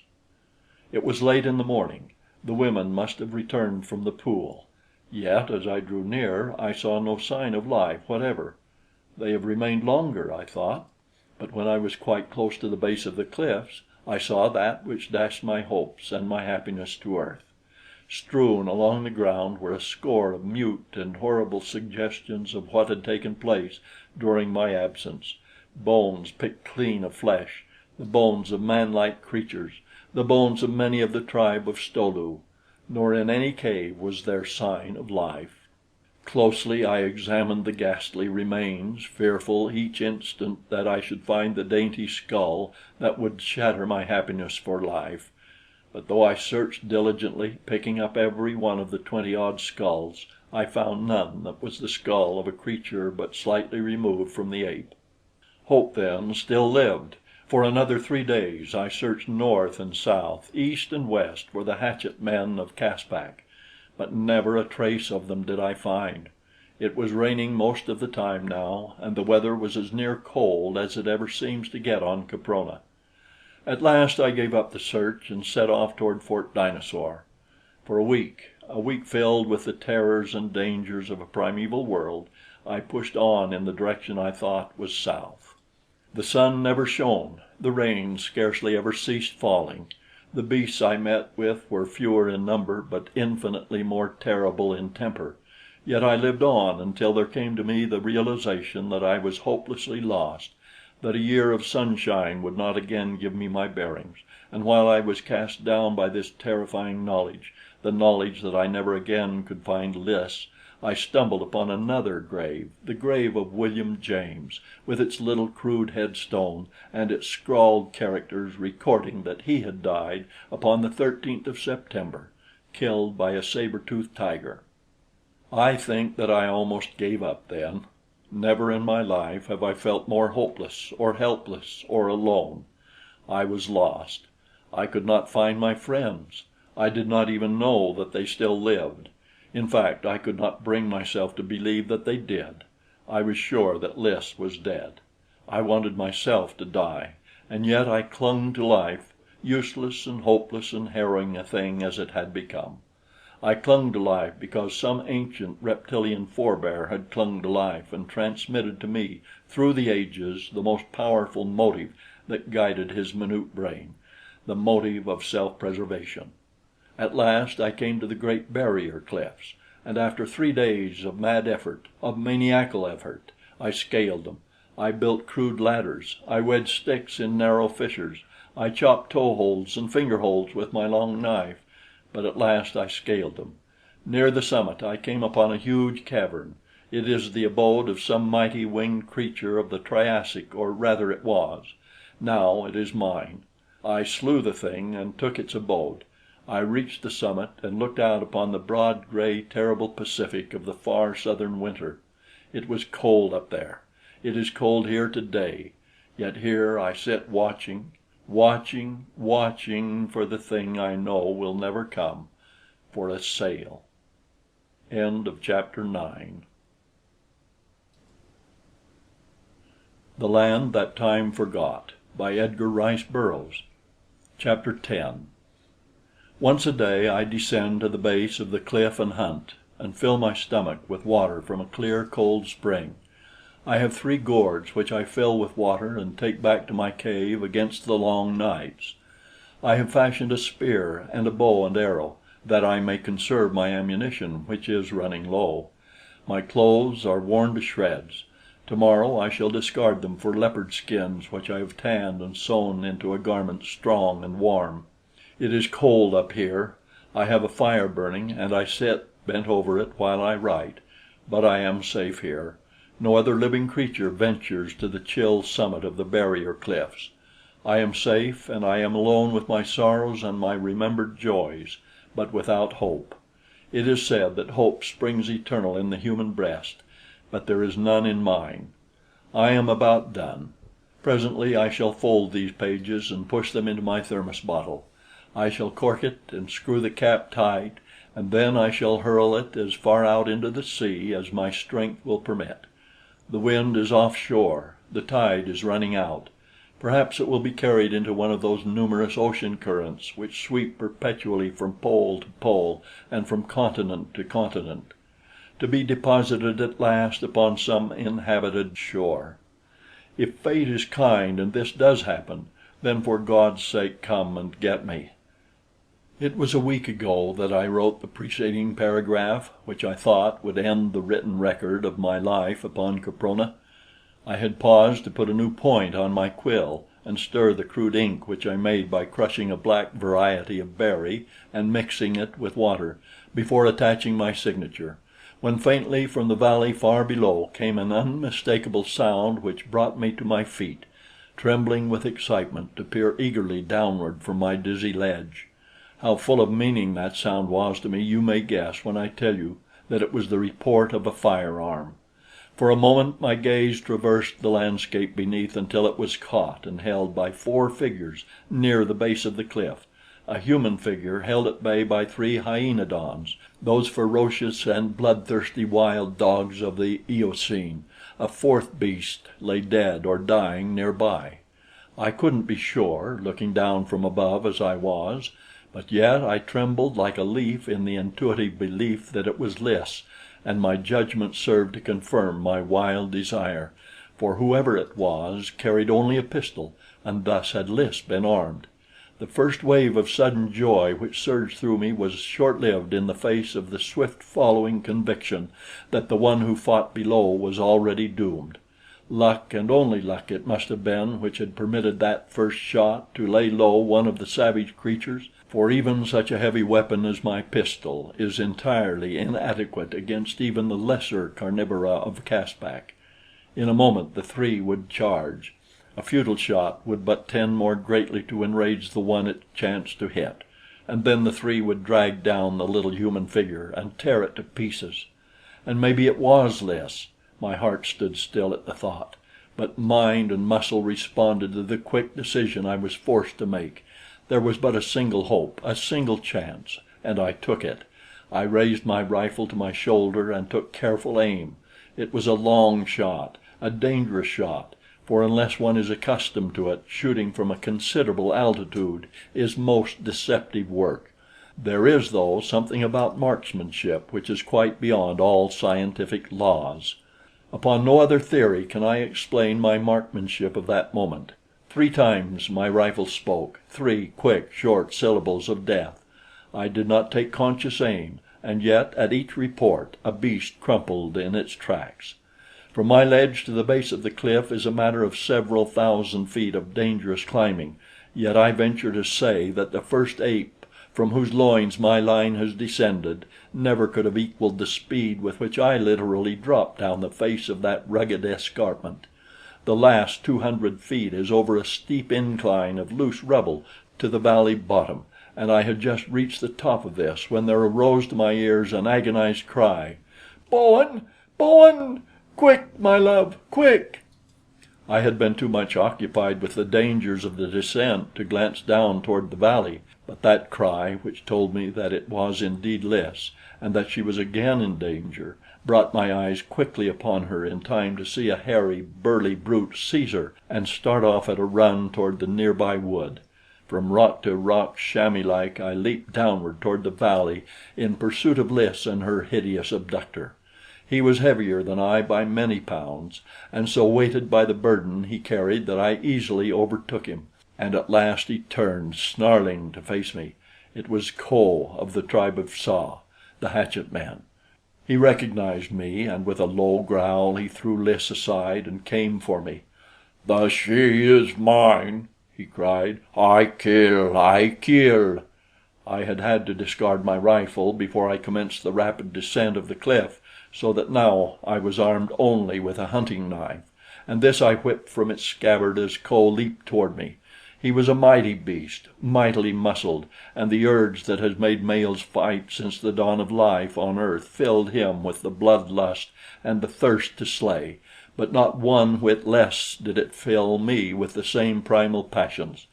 2 abysmal beasts sprang at each other's throats that day beneath the shadow of earth's oldest cliffs, the man of now and the man thing of the earliest forgotten then, imbued by the same deathless passion that has come down unchanged through all the epochs, periods, and eras of time from the beginning, and which shall continue to the incalculable end: woman, the imperishable alpha and omega of life. Kho closed and sought my jugular with his teeth.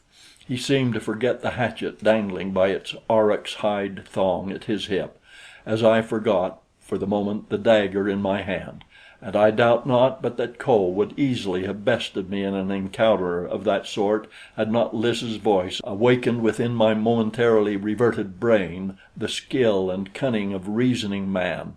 "Bowen!" she cried. "Your knife! Your knife!" It was enough. It recalled me from the forgotten eon to which my brain had flown, and left me once again a modern man battling with a clumsy, unskilled brute. No longer did my jaws snap at the hairy throat before me, but instead my knife sought and found a space between 2 ribs over the savage heart. Kho voiced a single horrid scream, stiffened spasmodically, and sank to the earth. And Lys threw herself into my arms. All the fears and sorrows of the past were wiped away, and once again I was the happiest of men. With some misgivings, I shortly afterward cast my eyes upward toward the precarious ledge which ran before my cave, for it seemed to me quite beyond all reason to expect a dainty modern belle to essay the perils of that frightful climb. I asked her if she thought she could brave the ascent, and she laughed gaily in my face. "Watch!" she cried, and ran eagerly toward the base of the cliff. Like a squirrel she clambered swiftly aloft, so that I was forced to exert myself to keep pace with her. At first she frightened me, but presently I was aware that she was quite as safe here as was I. When we finally came to my ledge, and I again held her in my arms, she recalled to my mind that for several weeks she had been living the life of a cave girl with the tribe of hatchet men. They had been driven from their former caves by another tribe which had slain many and carried off quite half the females, and the new cliffs to which they had flown had proven far higher and more precipitous, so that she had become, through necessity, a most practiced climber. She told me of Ko's desire for her, since all his females had been stolen, and of how her life had been a constant nightmare of terror as she sought by night and by day to elude the great brute.